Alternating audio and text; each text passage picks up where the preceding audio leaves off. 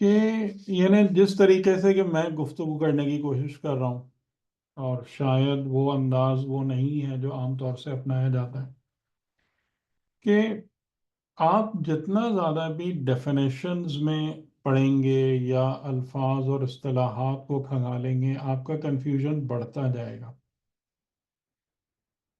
اس سے کہیں زیادہ بہتر ہوتا ہے کہ انسان کنسپٹس کو پہلے گراسپ کرے، کنسپٹس کو سمجھے، اور اس کے ان کنسپٹس کے نتیجے میں چیزوں کو ویژولائز کرے، مطلب اپنے ذہن میں ایک تصویر بنائے، ایک پورا نظام تشکیل دے، جو فکری نظام ہے جس میں تمام کی تمام چیزیں آپس میں کوہرنٹ ہوتی ہیں۔ ٹھیک ہے، اور وہ چیز جو ہے نا کہ وہ سسٹم آپ کو آگے بڑھنے میں اور معاملات کو سمجھنے میں مدد دیتا ہے۔ اور اسی حوالے سے میں نے وہ گفتگو بھی کی تھی کہ جیسے شروع سے ہی ہم وہ اصطلاحات میں پھنسے رہتے ہیں، اصول دین، فروع دین، یا عذاب، ثواب، جنت، جہنم، بہت ساری چیزیں، تو اس میں ہوتا یہ ہے کہ ہمیں کسی بھی چیز کا ڈھنگ سے مطلب پتہ نہیں ہوتا، اور ہم مطلب الجھتے چلے جاتے ہیں، مزید معاملہ سلجھنے کے بجائے الجھتا چلا جاتا ہے۔ ٹھیک ہے، تو یعنی کہ میں نے بھی پوری کوشش کی ہے اپنی زندگی میں کہ اس سے اپنا پہلو بچاؤں، اس قسم کی اپروچ سے، اور میں آپ لوگوں کو بھی یہی فرمائش کر رہا ہوں۔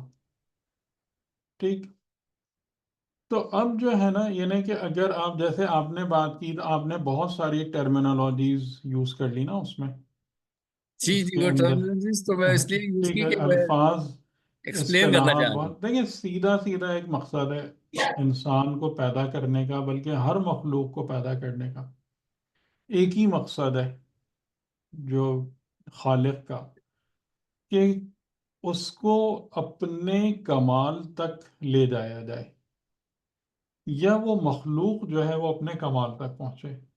اب وہ جو بھی مخلوق ہے، اس کی اپنی خلقت کے اعتبار سے اپنا ایک مخصوص کمال ہے، اور اس تک پہنچنے کا ایک رستہ ہے۔ ٹھیک ہے، یہ بات سمجھ میں آ رہی ہے؟ ہاں، یہ بات سمجھ میں آ گئی ہے، بس ٹھیک کلیئر ہے۔ ٹھیک، یہ ایک پہلا نقطہ ہے۔ ہاں صحیح، اب اس میں نے کوئی آپ کو صرف ایک ہی آپ کہہ لیں کہ اگر میں نے ٹرم یوز کی ہے تو وہ کمال ہے، باقی جی، اس کے علاوہ میں نے کوئی اور ٹرم ہاں یوز نہیں کی۔ صحیح ہے، صحیح ہے۔ ٹھیک، تو اب کمال کا مطلب کیا ہوتا ہے؟ اب یہ سوال ہم کر سکتے ہیں کہ بھئی کمال جی، تک پہنچے کا کیا کمال کا مطلب کیا ہوتا مقصد ہے؟ جی ہے؟ کمال کا مقصد یہ ہوتا ہے کہ آپ کو پیدا کرتے ہوئے جو کچھ بھی آپ کے اندر رکھا گیا ہے، اس کی مکمل سیٹسفیکشن اور خوشی اور لذت آپ کو مل جائے، یہ آپ کا کمال ہے۔ یہ بات سمجھ میں آ رہی؟ اس کے اندر تھوڑا سا ایک وہ ہے، مطلب ہوں، جو پوٹینشیل رکھا ہوا ہے، اب وہ جو نہیں نہیں، پوٹینشیل، جو کچھ بھی آپ کی ذات میں رکھا ہے، ہاں جو کچھ بھی میرے حالات میں جو رکھا کچھ بھی جو کچھ بھی آپ کی پرسنالٹی کو، شخصیت کو کریٹ کر رہا ہے، اس کے کمال کا مطلب یہ ہے کہ اس کو مکمل آسودگی، ہے، ہاں اطمینان، لذت، خوشی، سرور ہوں، مل جائے، یہ آپ کا کمال ہے۔ ٹھیک ہے، کیونکہ ہر شے جب اپنے کمال تک پہنچتی ہے تبھی اس کو لذت اور سرور آتا ہے، ورنہ نہیں آتا۔ ٹھیک ہے، تو یعنی کہ جب تک وہ اپنی منزل اور اپنے کمال تک نہیں جاتی، وہ کبھی بھی مطمئن اور مسرور نہیں ہوتی۔ نہیں ہوتی، ہاں یہ صحیح۔ یہ ایک چیز ہے، سادہ ہوں، سی بات، ہوں، یہ نہیں کہ ہمیں یہ ڈیفینیشن سمجھ میں آ گئی۔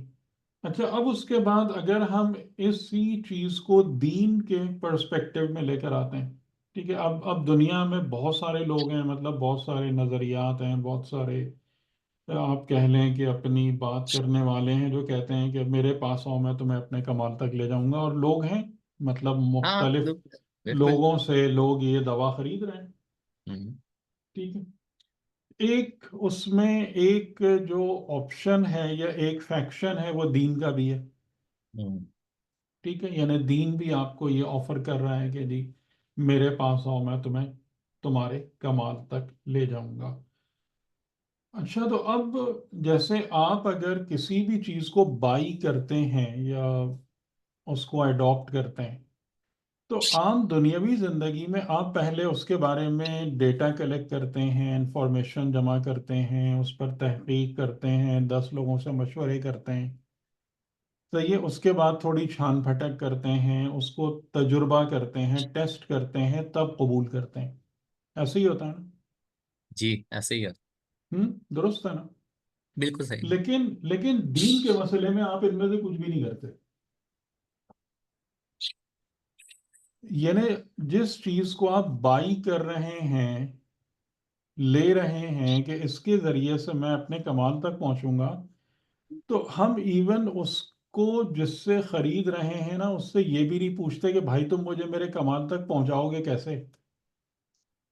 تمہارے پاس نسخہ کیا ہے؟ تمہارے پاس رستہ کیا ہے؟ اور جس کمال تک پہنچانے کی تم مجھے بات کر رہے ہو وہ ہے کیا؟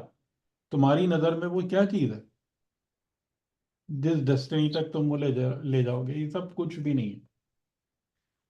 یعنی دین کو ہم نے ایک ایسی دوا کے طور پر خریدا ہے یا ہم استعمال کرتے ہیں جس کی الف بے بھی ہمیں نہیں پتا ہوتی. یہ بات بھی صحیح ہے یا نہیں؟ جی صحیح ہے. بالکل صحیح ہے. ہم؟ ہم؟ بالکل صحیح. ٹھیک ہے، اور یہاں سے ہی ہماری پرابلمس کا، مسائل کا آغاز ہوتا ہے. کیونکہ ہمیں دنیا میں پتہ ہے کہ اگر ہم اس طریقے سے کسی بھی چیز کو اڈاپٹ کرتے ہیں نا، وہ ہمارے لیے درد سر بن جاتی ہے. کہ جس کے بارے میں ہمیں نہ پتہ، نہ سرا، نہ ٹیسٹنگ، نہ کوشچننگ، نہ ریسرچ، وہ درد سر ہے. اور یہی درد سر دینی معاملات بن جاتے ہیں. ٹھیک، یعنی کہ وہاں پر جو ہے، اب اچھا اس کا کیا نتیجہ، دوسرا نتیجہ کیا نکلتا ہے کہ ہر جگہ پر آپ نے شاید ایک اصطلاح سنی ہو اسپین ڈاکٹر کی. ہم؟ یہ کیا ہوتے ہیں؟ جو چیزوں کو گھماتے ہیں. ٹھیک ہے، جو چیزوں کو اسٹریٹ نہیں رہنے دیتے. یعنی ان لوگوں کی ذمہ داری یہ ہوتی ہے، اور یہ زندگی کے ہر شعبے میں پائے جاتے ہیں، کہ ان کا مین کام یہ ہوتا ہے کہ چیزوں کو کمپلیکس کرو، کمپلیکیٹڈ کرو، معاملات کو جو ہے نا زیادہ سے زیادہ ٹرمینولوجیز میں، اصطلاحات میں، اس میں پھنسا دو. کیوں؟ اس وجہ سے کہ جب لوگ اس کو لیں گے تو انہیں یہ تمام کی تمام چیزیں، ایک تو یہ کہ وہ اوور ویلمڈ ہو جائیں گے، مروب ہو جائیں گے ہوں. کہ او یہ تو کوئی بڑی زبردست بات ہوگی جس میں اتنی کمپلیکس ٹرمینولوجیز ہیں، اتنی اصطلاحات ہیں، اتنی پتہ نہیں کیا دقیق باتیں. تو وہ ویسے ہی ڈر کے ڈیفensive موڈ میں آ جائیں گے. ٹھیک. اور پھر صحیح. دوسرا یہ کہ آپ کو یہ کہانی سنانے میں بڑی آسانی ہو جائے گی کہ بھئی تمہیں کیا پتا. ہاں یہ تمہیں تو کیا بتا. صرف یہ تو صرف اسپیشلائزڈ لوگوں کا کام ہے جن کو یہ سب باتیں سمجھ میں آتی ہیں. اب جیسے وہی ہے نا، اس کی ملتی جلتی بات کے جو ڈاکٹر صاحبان ہیں، مجال ہے جو ان کی رائٹنگ کسی کو سمجھ میں آ جائے. اب یہ کیا ہنر ہے اس میں کہ ہاں یہ ڈاکٹر صحیح کہ ہے. ڈاکٹر کی رائٹنگ کسی کو سمجھ میں نہیں آنی چاہیے.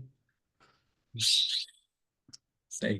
تو یہ تمام کے تمام معاملات جو ہیں، اس نے ہماری زندگیوں کو غیر ضروری طور پر ایسے الجھاؤں میں ڈال دیا ہے کہ جس کی وجہ سے ہماری اکثریت پوری زندگی دین کے نام پر کچھ نہ کچھ فالو کرتے رہتے ہیں، لیکن موسٹلی وہ اپنے مقصد سے دور ہوتے جاتے ہیں بنسبت قریب ہونے کے. یا اگر وہ کچھ آگے بڑھتے بھی ہیں تو بہت دو چار قدم، اس سے زیادہ کچھ نہیں ہوتا.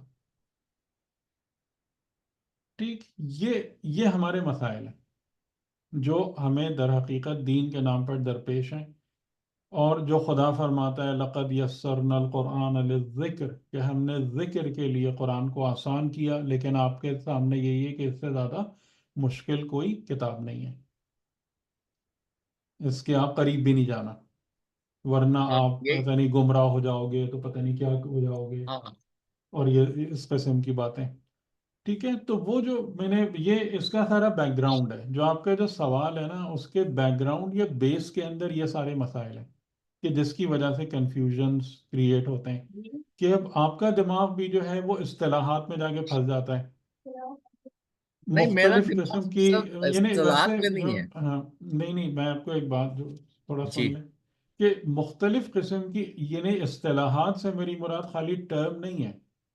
ہوں. اصطلاحات سے میری مراد یہ ہے کہ وہ چیزیں آپ کے سامنے آ جاتی ہیں کہ جس کا کیونکہ آپ کو صحیح مطلب نہیں پتا ہوتا تو آپ اس مقام سے آگے نہیں بڑھ پاتے. تو ٹھیک ہے، یہ یعنی جیسے صحیح. مثال کے طور پر کہ اگر ہم شریعت کی بات کرتے ہیں تو شریعت کی بات کر کے ہم فقہی احکامات میں جا کے پھنس جاتے ہیں. نہیں سر، وہ میرے ذہن میں ٹھیک ہے. شریعت کے متعلق میں شریعت سے وہ نہیں کر رہا تھا. میرے ذہن میں جو آپ پہلے کہتے ہیں کہ اپنے ذہن میں اسکیچ بناؤ، اپنے ذہن میں ایک ہوں. سوچ لینا. جی جی تو جی. میں اصل میں اپنے ذہن میں وہ ایک اسکیچ بنانا چاہتا ہوں انالیٹیکل ویو کے ساتھ. ہاں ٹھیک ہے نا، ون لیکن پلس میں ون وہی میں ایک ہاں کنیکٹنگ وہی کنیکٹیوٹی. میں آپ سے کہہ رہا ہوں نا کہ لیکن دیکھیں، جو بات جیسے پچھلی دفعہ بھی بات ہو رہی تھی اس سے مجھے یہ اندازہ ہو رہا تھا کہ ہم شریعت کی میننگ کو جو نیچرل لائف ہے اس کے ساتھ کنیکٹ نہیں کر پا رہے ہیں. یعنی ہمارے لیے وہ ایک نیچرل فلو نہیں بن رہا ہے کہ شریعت یا شریعت کے احکامات جو ہے نا وہ ہمیں کرنے ہیں. ایک کام ہے کہ جو ہمیں مینڈیٹری یا زبردستی کرنے ہیں، لیکن وہ میری باقی زندگی کے ساتھ کیسے کنیکٹ ہو رہے ہیں وہ مجھے نہیں پتا. ہاں، یہ ایشو ہے، یہ ایشو ہے. ٹھیک، وہی بالکل بات آ کلیئر. گئی نا. ہاں وہی بالکل بات آ آ گئی. گئی نا. یہ ایک ایشو ہے. صحیح. جی. یہ ایک ایشو ہے، پورا ایشو نہیں ہے، یہ ایک ایشو ہے. ہاں نہیں تو وہی تو یہ بہت بڑا ایشو ہے. ہاں، یہ بہت بڑا ایشو ہے. صحیح ہے. کیونکہ اگر آپ جو ایک چیز کو اتنے اس طریقے سے مطلب انجام دے رہے ہیں اور اس بات کو آپ اپنی لائف سے کنیکٹ ہی نہیں کر پا رہے ہوں. تو وہ تو آپ کے لیے ایک بہت بڑی مشکل بن جائے گی. یعنی جیسے زیادہ تر لوگ یہ کہتے ہیں ہم یہ کرنا ہے، ہمیں یہ کرنا چاہیے، یعنی ہر چیز جو ہے نا لائک اے برڈن یا ایک زبردستی ایک مطلب ایک شکنجے کی حیثیت سے مسلط کرنے والی بات. تو اس سے جب تک آپ اوپر نہیں آئیں گے، اس مرحلے سے آپ جب تک اوپر نہیں آئیں گے، سب مطلب آپ سے مراد میں خالی آپ کو ایگزیکٹلی جی نہیں جی، کہہ رہا وہ ہوں. صحیح ہے. تو ہوں. ہر ایک کے لیے میں تو جنرل.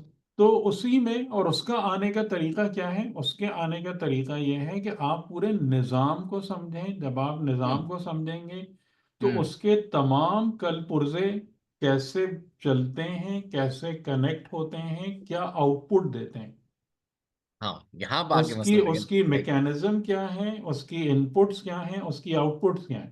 بالکل بالکل ٹھیک ہے، وہ سب کی بالکل. سب باتیں آپ کو جب سمجھ میں آ جائیں گی تو ہاں، آپ پھر وہ کی آپ کا زندگی فلو جو بن ہے جائے نا گا. وہ ایک ویل آئلڈ مشین کے مانند ہاں، چلنا شروع ہو جائے گی، بالکل یہی یہی جس کے یہی. بہت سارے سیکشنز ہوں گے، جس میں بہت سارے پارٹس ہوں گے، ہاں میکینزمز ہوں گے، لیکن وہ مل کر آپ کو ایک نتیجہ دے گی. ہاں، پورا ایک اوور آل پکچر بنے گی. جی. ٹھیک. ایک پوری ٹھیک ہے، بلڈنگ بنے آپ کی شریعت آپ کی زندگی کو سپورٹ کرے گی، آپ کی گی. زندگی آپ کی شریعت کو مضبوط کرے گی، ہوں. اینڈ سو آن. یہ مطلب یہ چیز ہوتا ہے. ہاں، ٹھیک ہے.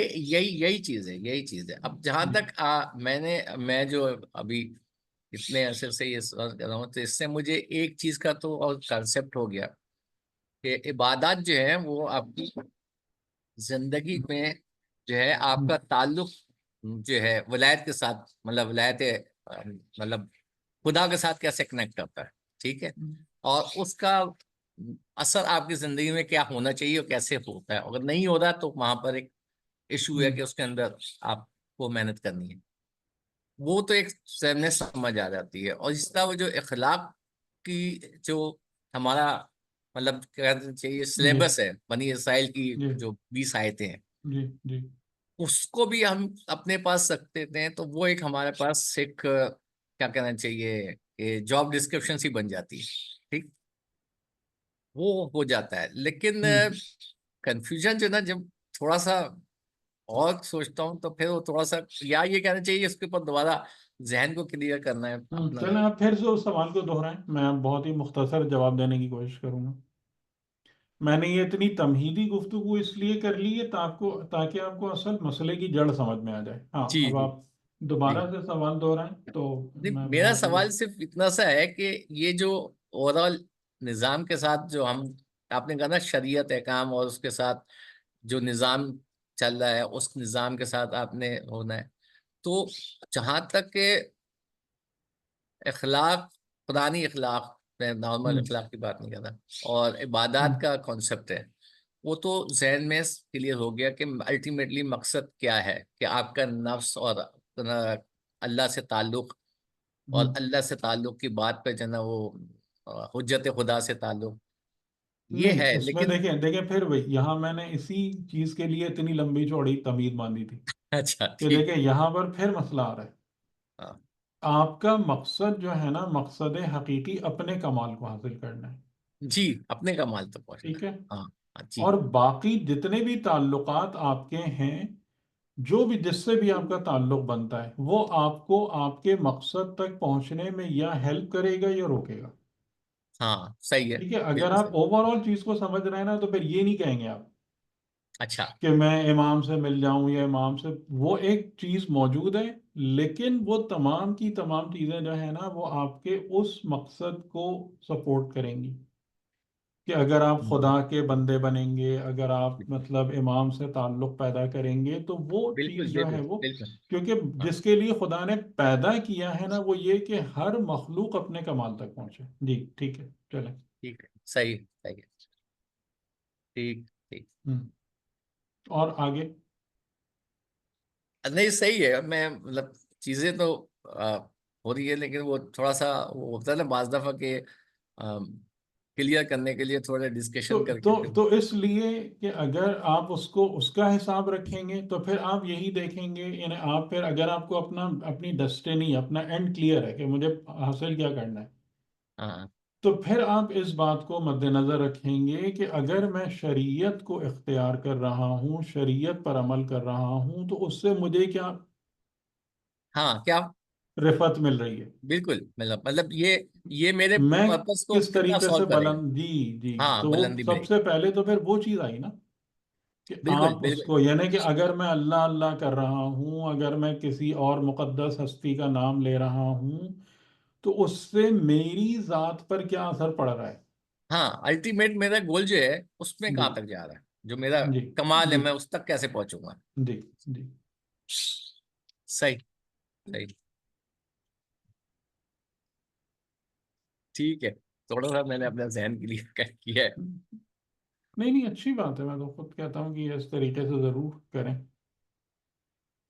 کسی بات پر کرٹیسائز کرنا ہے تو وہ بھی کریں، اس میں بھی کوئی حرج نہیں نہیں نہیں، ہے. میں اس لیے میں یہ سمجھ رہا ہوں. دیکھیں جو ہم قرآن پڑھ رہے ہیں، جی تو قرآن کا جو مین پرپز ہے، ایک تو یہ ہے کہ ہم اپنے آپ کو سمجھیں. دوسری بات یہ ہے کہ اگر ہم قرآن کو اس نظر سے پڑھیں گے کہ شاید یہ قرآن ہمیں اس اپنے کمال تک پہنچانے میں مدد دے گا، بالکل تو ڈیفینیٹلی بالکل. دے گا. کیونکہ اسی ظاہر لیے تو طور پر نازل ہوا ہے نا، اسی لیے تو جی یہ سب کچھ دیا گیا ہے. ہاں اسی لیے دیا گیا. تو اگر صرف ثواب کے لیے پڑھیں گے تو شاید وہ والی بات نہ ہو یہ تو مطلب. ثواب تو خیر کیا چیز ہے، وہ تو پھر ثواب ثواب تو ہے. کچھ نہیں ہے، پھر ثواب تو ایک کچھ نہیں اور ہے. وہ ایک اصطلاح آ جائے گی بس. ٹھیک ہے. اصل مقصد تو اپنے آپ کو وہ اس جی لنک سے کرنا ہے. ٹھیک ہے صحیح ہے. جی کسی اور کو کچھ سوال ہے تو پوچھ لیں. میں تو السلام علیکم سر. جی وعلیکم السلام. سر ایک پچھلی دفعہ بھی وہ اللہ کے ارادے کے بارے میں گفتگو ہو رہی تھی، تو ہوں ایک چیز اور بعد میں ذہن میں ہے. سورہ دہر پڑھتے ہیں کیونکہ ہم بہت اس میں بھی ہے اور سورہ تکویر میں بھی ہے، تو متشاؤون الا ان یشاء اللہ، کہ اور ہوں. تم نہیں چاہتے ہو مگر جو اللہ چاہتا ہے. یہ سر اس میں تھوڑا سا ایکسپلین اس کو کیجیے گا، اس کو ہم کس طرح لیں؟ چونکہ جب ہم معصومین کی ولادت تکوینی پہ جب بحث کرتے ہیں تو وہاں پہ اس آیت کو پیش کیا جاتا ہے عام طور پہ کہ معصومین جو ہے نا کچھ چاہتے ہی نہیں ہے جو اللہ نہ چاہے، لیکن عام انسانوں پہ کس طرح اس کو ہم منطبق کریں گے؟ ہاں، اس میں ظاہر ہے کہ یہ آیت جو ہے نا، اس پر اس طریقے سے بات کرنا آسان ہے نہیں. یہ جو ہے کچھ، یعنی بہت ساری آیتیں ایسی ہیں کہ جو اتنا زیادہ اس کے اندر ایک ڈیپتھ ہے، اور جو انہیں بہت براڈ بیسڈ آپ کہہ لیں ٹاپک سے تعلق رکھتی ہیں. تو یہ آیت اتنی آسان ہے نہیں کہ جس کو اتنی سہولت کے ساتھ میں اس کا معنی بیان کر دوں. کہ وما تشاءون الا ان یشاء اللہ، اس میں ظاہر ہے کہ اگر معصومین علیہ السلام کے لیے بات کی جاتی ہے تو اس حوالے سے بات کی جاتی ہے کہ ان کے قلوب مشیت الہی کا ظرف ہیں، جی بالکل. از راہ بندگی.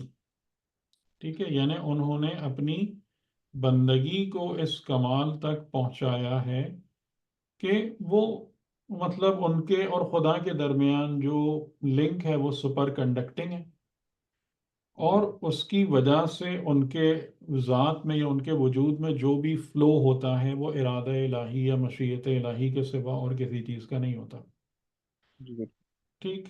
اچھا، باقی جتنے لوگ ہیں یا نارمل انسان ہیں وہ کس طریقے سے بیہیو کرتے ہیں، یا ان کا جو ارادہ ہے، یعنی ہر انسان کے ارادے کو اہمیت دی گئی ہے جو قرآن کریم کی نظر میں ہے کہ اگر انسان کے ارادے کو اہمیت نہیں دی گئی ہوتی یا اس کی سگنیفیکنس نہیں ہوتی تو پھر انسان جو ہے جنت جہنم کا یا جزا و سزا کا کوئی کنسپٹ نہیں بنتا. ٹھیک. یہاں پر میں نے پچھلی دفعہ آپ کو ایک چیز بتائی تھی کہ مشیت اور اذن میں فرق ہے. تو یہ مشیت اور اذن دو الگ چیزیں ہیں. یعنی ہم اردو میں تو ترجمہ کر دیتے ہیں جو چاہتا ہے. اب میں آپ سے پوچھوں چاہتا ہے کا کیا مطلب، خدا کیا چاہتا ہے اور کیسے چاہتا ہے، اس کی کیا انڈرسٹینڈنگ ہے؟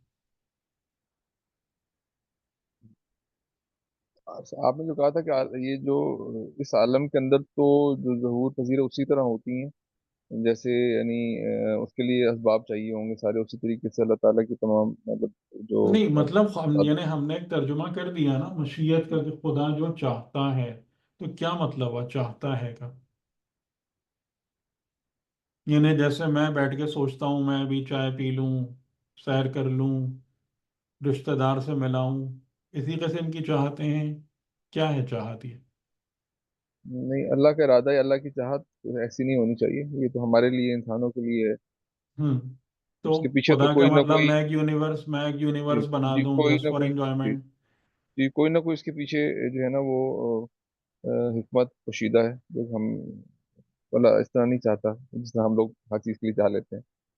تو اللہ تعالیٰ کی جو بھی ہے چاہت وہ کسی نہ کسی جو ہے نا حکمت کے تحت ہی ہوتی ہے. تو یہاں پر مشیت ما شاء کے حوالے سے بات ہو رہی ہے. ٹھیک ہے، مشیت کے حوالے سے بات ہو رہی ہے. تو اب یہی وہ لطائف ہیں یا یہی وہ باریکیاں ہیں نا جس پر اس طریقے سے بات کرنا ممکن نہیں ہے. اب کہیں جگہ کچھ جگہوں پر اللہ کی چاہت کو یا اس کو اذن کے ذریعے سے ظاہر کیا گیا ہے، کہیں پر مشیت کے ذریعے سے ظاہر کیا گیا ہے. تو ان میں کیا فرق ہے؟ اب یہ ایک مسئلہ ہے، مسئلہ درپیش ہے. تو مختصراً یہ کہ خدا کی مشیت اٹل ہوتی ہے، یعنی جو چیز بھی مشیت الہی ہوتی ہے وہ نہیں ہوتی کہ جس کے اندر دوسرے دخل اندازی کر کے اس کو بدل دیں. جس چیز میں مخلوق کا ارادہ موجود ہوتا ہے، ظاہر ہے مخلوق اپنے کسی بھی ارادے کو خدا کی مدد کے بغیر عملی نہیں کر سکتی، چاہے وہ ارادہ نیک ہو یا بد ہو. یہ بات ٹھیک ہے؟ جی بالکل صحیح. ہم؟ تو بالکل صحیح ہے. وہاں پر جب مخلوقات اپنے ارادے کو عملی جامہ پہناتے ہیں اور انہیں ایکچویٹ کرتے ہیں تو وہ چیز جو ہے نا وہ اذن خدا ہے، یعنی ایک لحاظ سے وہ اللہ کی پرمیشن ہے کہ تم میرے اسباب اور وسائل کو یوز کر سکتے ہو. جی جی وہ صلاحیتیں ساری جو ہے نا وہ اب میں نے اللہ کی یہ طرف. جتنے اسباب اور وسائل ہیں including your own body, including your own mind, یہ تمام کی تمام چیزیں جو ہیں یہ میرا مال ہیں، لیکن میں نے تم کو اجازت دی ہے کہ تم ان کو استعمال کر سکتے ہو. جی ٹھیک ہے، اور اس میں اجازت کے اندر کیا ہے کہ وہ اجازت صحیح ڈائریکشن میں بھی جا سکتی ہے، غلط ڈائریکشن میں بھی جا سکتی ہے. جی ٹھیک ہے، یعنی کہ آپ ایک چاقو لیں، اس چاقو سے کوئی چھری سے کوئی اچھا کام کریں یا اس سے کسی کو قتل کر دیں، جی دونوں چیزیں پاسبل ہیں. ٹھیک، جی بات واضح ہو رہی؟ جی جی، تو اس سے یہی مراد صحیح، ہے تو کہ مشیت یہ نہیں ہے.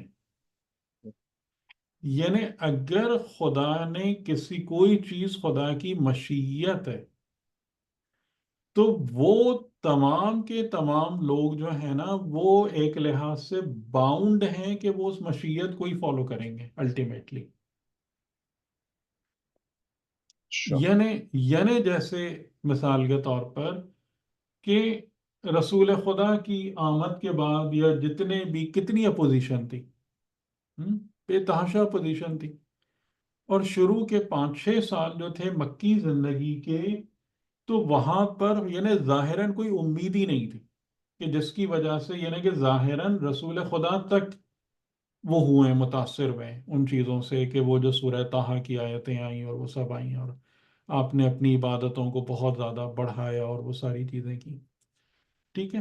لیکن خدا نے اس وقت بھی کہا ہوا تھا کہ یہ جتنے بھی ہیں نا، یہ تمہارے مقابلے میں کھڑے ہوئے ہیں، یہ سب کی گردنیں جھکیں گی، یہ سب ذلیل ہوں گے، اور ان کا خاتمہ ہوگا. ٹھیک ہے. اب یہ چیز کہاں سے آ رہی ہے؟ اذن سے آ رہی ہے، مشیت سے آ رہی ہے. یہ تو مشیت ہے خدا کی. بس یہ فرق ہے. ٹھیک ہے. تو یعنی اب جو مشیت الہی ہے کہ دین بالا تر رہے گا، میرا پیغام، میرے پیغمبر بالا تر رہیں گے. ٹھیک ہے. اب کوئی کچھ بھی کر لے، تو پورے پورے کا پورا نظام اور سسٹم کس ڈائریکشن میں گیئر اپ ہوگا، کس ڈائریکشن میں ورک کرے گا، چاہے وہ دشمن ہو چاہے دوست ہو. کس طرف جائے گا؟ اسی طرف جائے گا کہ دین غالب ہو جائے. صحیح ہے. صحیح ہے. تو یہ فرق ہے ان دو چیزوں میں، کہ جو مشیت الہی ہے تم اس سے ہٹ کے تمہاری مشیت نہیں ہو سکتی. صحیح ہے. بات واضح ہو رہی؟ ٹھیک ہے. صحیح ہے. یعنی اس طرح آپ. تمہاری مشیت اس کے خلاف نہیں جا سکتی، جی. تم صحیح چاہو یا نہ چاہو، طوعاً او کرہن. ہے. یعنی کہ تم مطیع و فرما بردار خدا ہو، طوعاً او کرہن. جتنی دل چاہے تم شیطانت و طاغوتیت دکھا دو. یہ بات درست ہے یا نہیں ہے؟ جی بالکل بالکل. یعنی وہ تو. کوئی انسان، کوئی بھی جتنا بھی خدا کے اور دین خدا کے مقابلے مخالف چلا جائے، اس نے جھکنا اس ادھر ہی ہے. جی. یعنی یہ چیز پاسبل ہی نہیں ہے کہ وہ اس سرکشی کو پرولونگ کر سکے، یا یہ سرکشی جو ہے نا، یہ ایک کوئی ریالٹی ہے کہ جو اس نظام خلقت میں ایگزسٹ کرتی ہے یا کر سکتی ہے. یہ سرکشی اور طاغوتیت، اس کی کوئی ایگزسٹنس ہے ہی نہیں اس پورے سسٹم میں. ٹھیک ہے. اسی وجہ سے جو اس رستے کو اپنائے گا وہ تباہی کا منہ دیکھے گا. تو اذن ہے، طاغوت بننے کے لیے اذن ہے، لیکن مشیت الہی میں ایسی کوئی چیز ایگزسٹ نہیں کرتی ہے.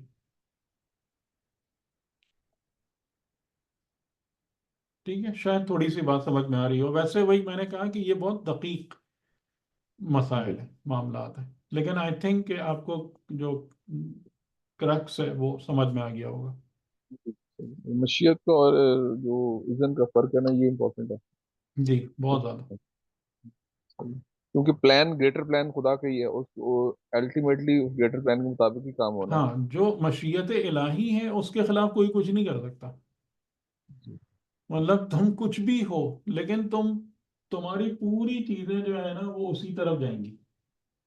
جی. یعنی تم چاہے ابو جہل ہو، ابو لہب ہو، ابو سفیان ہو، تمہاری جتنی پلاننگ ہو، کچھ بھی ہو، لیکن سب کی سب چیزیں جو ہے نا کنورج ہوں گی کہ دین خدا غالب ہو جائے گا،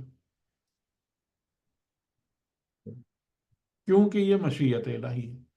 ہاں، اس میں جو ہم نے تم کو وسائل دیے ہیں ان کو تم غلط رستے پر استعمال کر سکتے ہو.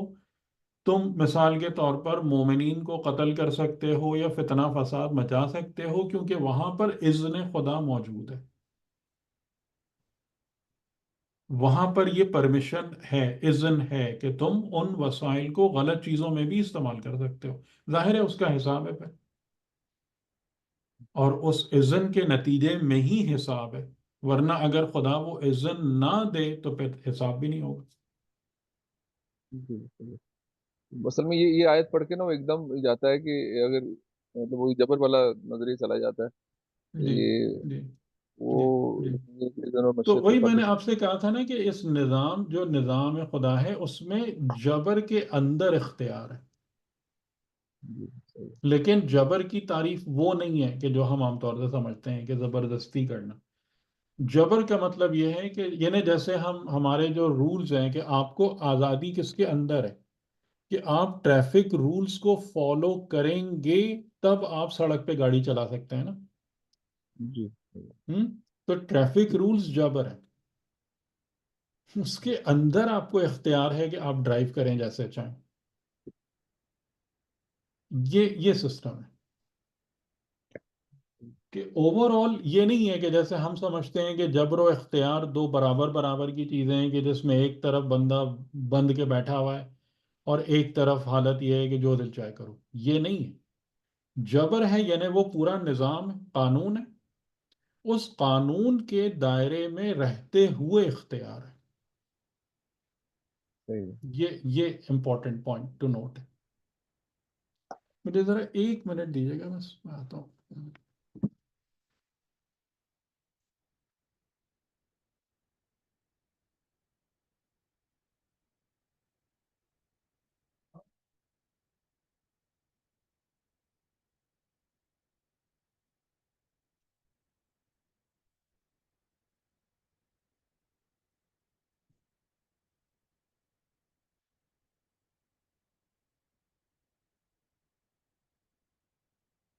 جی جی۔ اچھا، تو ہم پھر حضرت عیسیٰ علیہ السلام کے حوالے سے گفتگو کر رہے تھے، اور ہم نے پچھلی دفعہ میں نے کہا تھا کہ اب بات جو ہے وہ حضرت عیسیٰ علیہ السلام سے یعنی حضرت مریم کے تذکرے سے پھر مڑ گئی حضرت زکریا کی طرف۔ اور حضرت زکریا کون تھے؟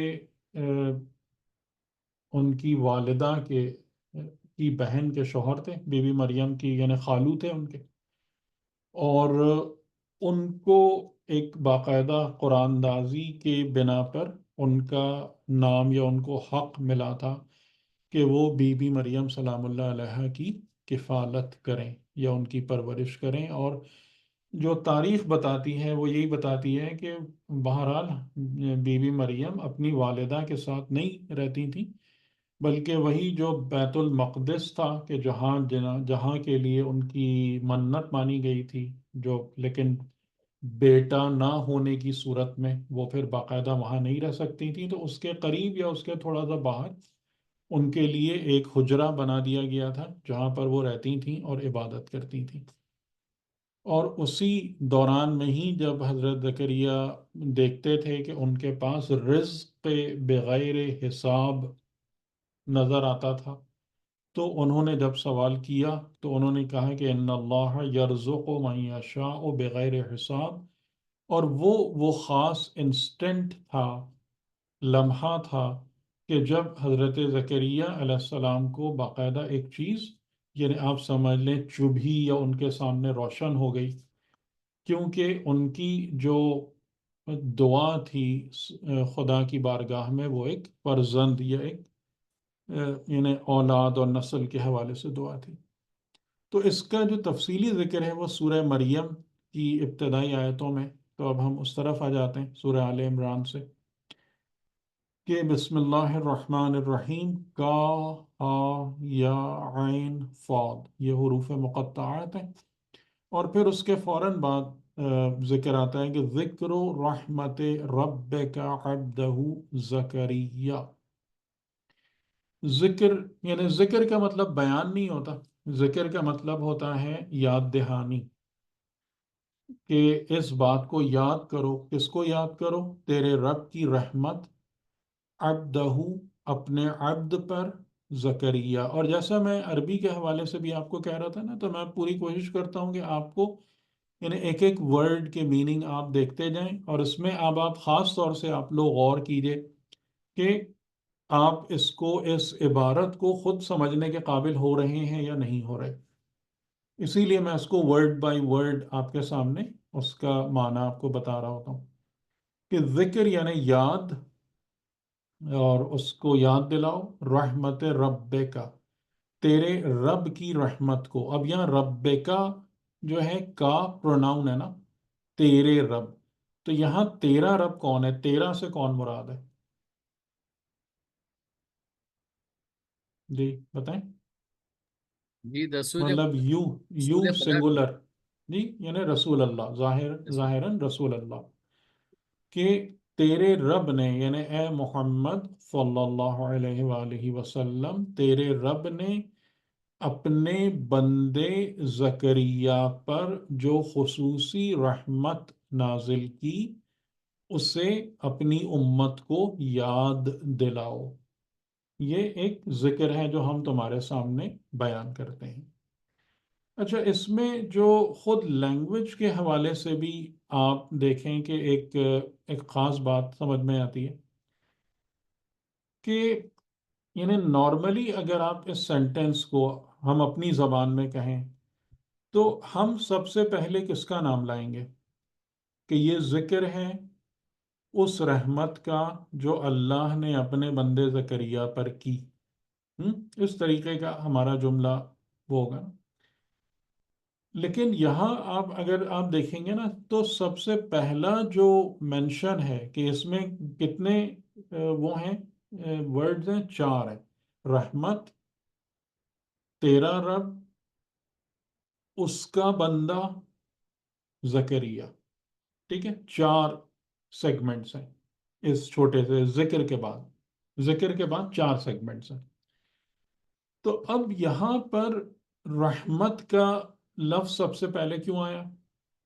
اس لیے کہ جو ایمفیسس ہوتا ہے، زور دینا ہوتا ہے، جس چیز کو خصوصیت کے ساتھ بیان کرنا ہوتا ہے تو اسے سب سے پہلے لے آیا جاتا ہے. یہ عربی میں ایک ٹپیکل وہ بھی ہے، طریقہ بھی ہے.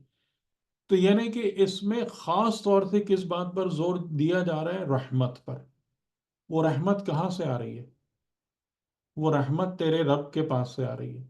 ٹھیک ہے، یعنی اس میں جیسے کہ سورہ حمد کے اندر بھی ہم اس چیز کو دیکھتے ہیں کہ ایاک نعبد و ایاک نستعین، کہ ان سب میں آپ خدا کو اپنے اوپر مقدم کرتے ہیں. یعنی ایاک نعبد و ایاک نستعین.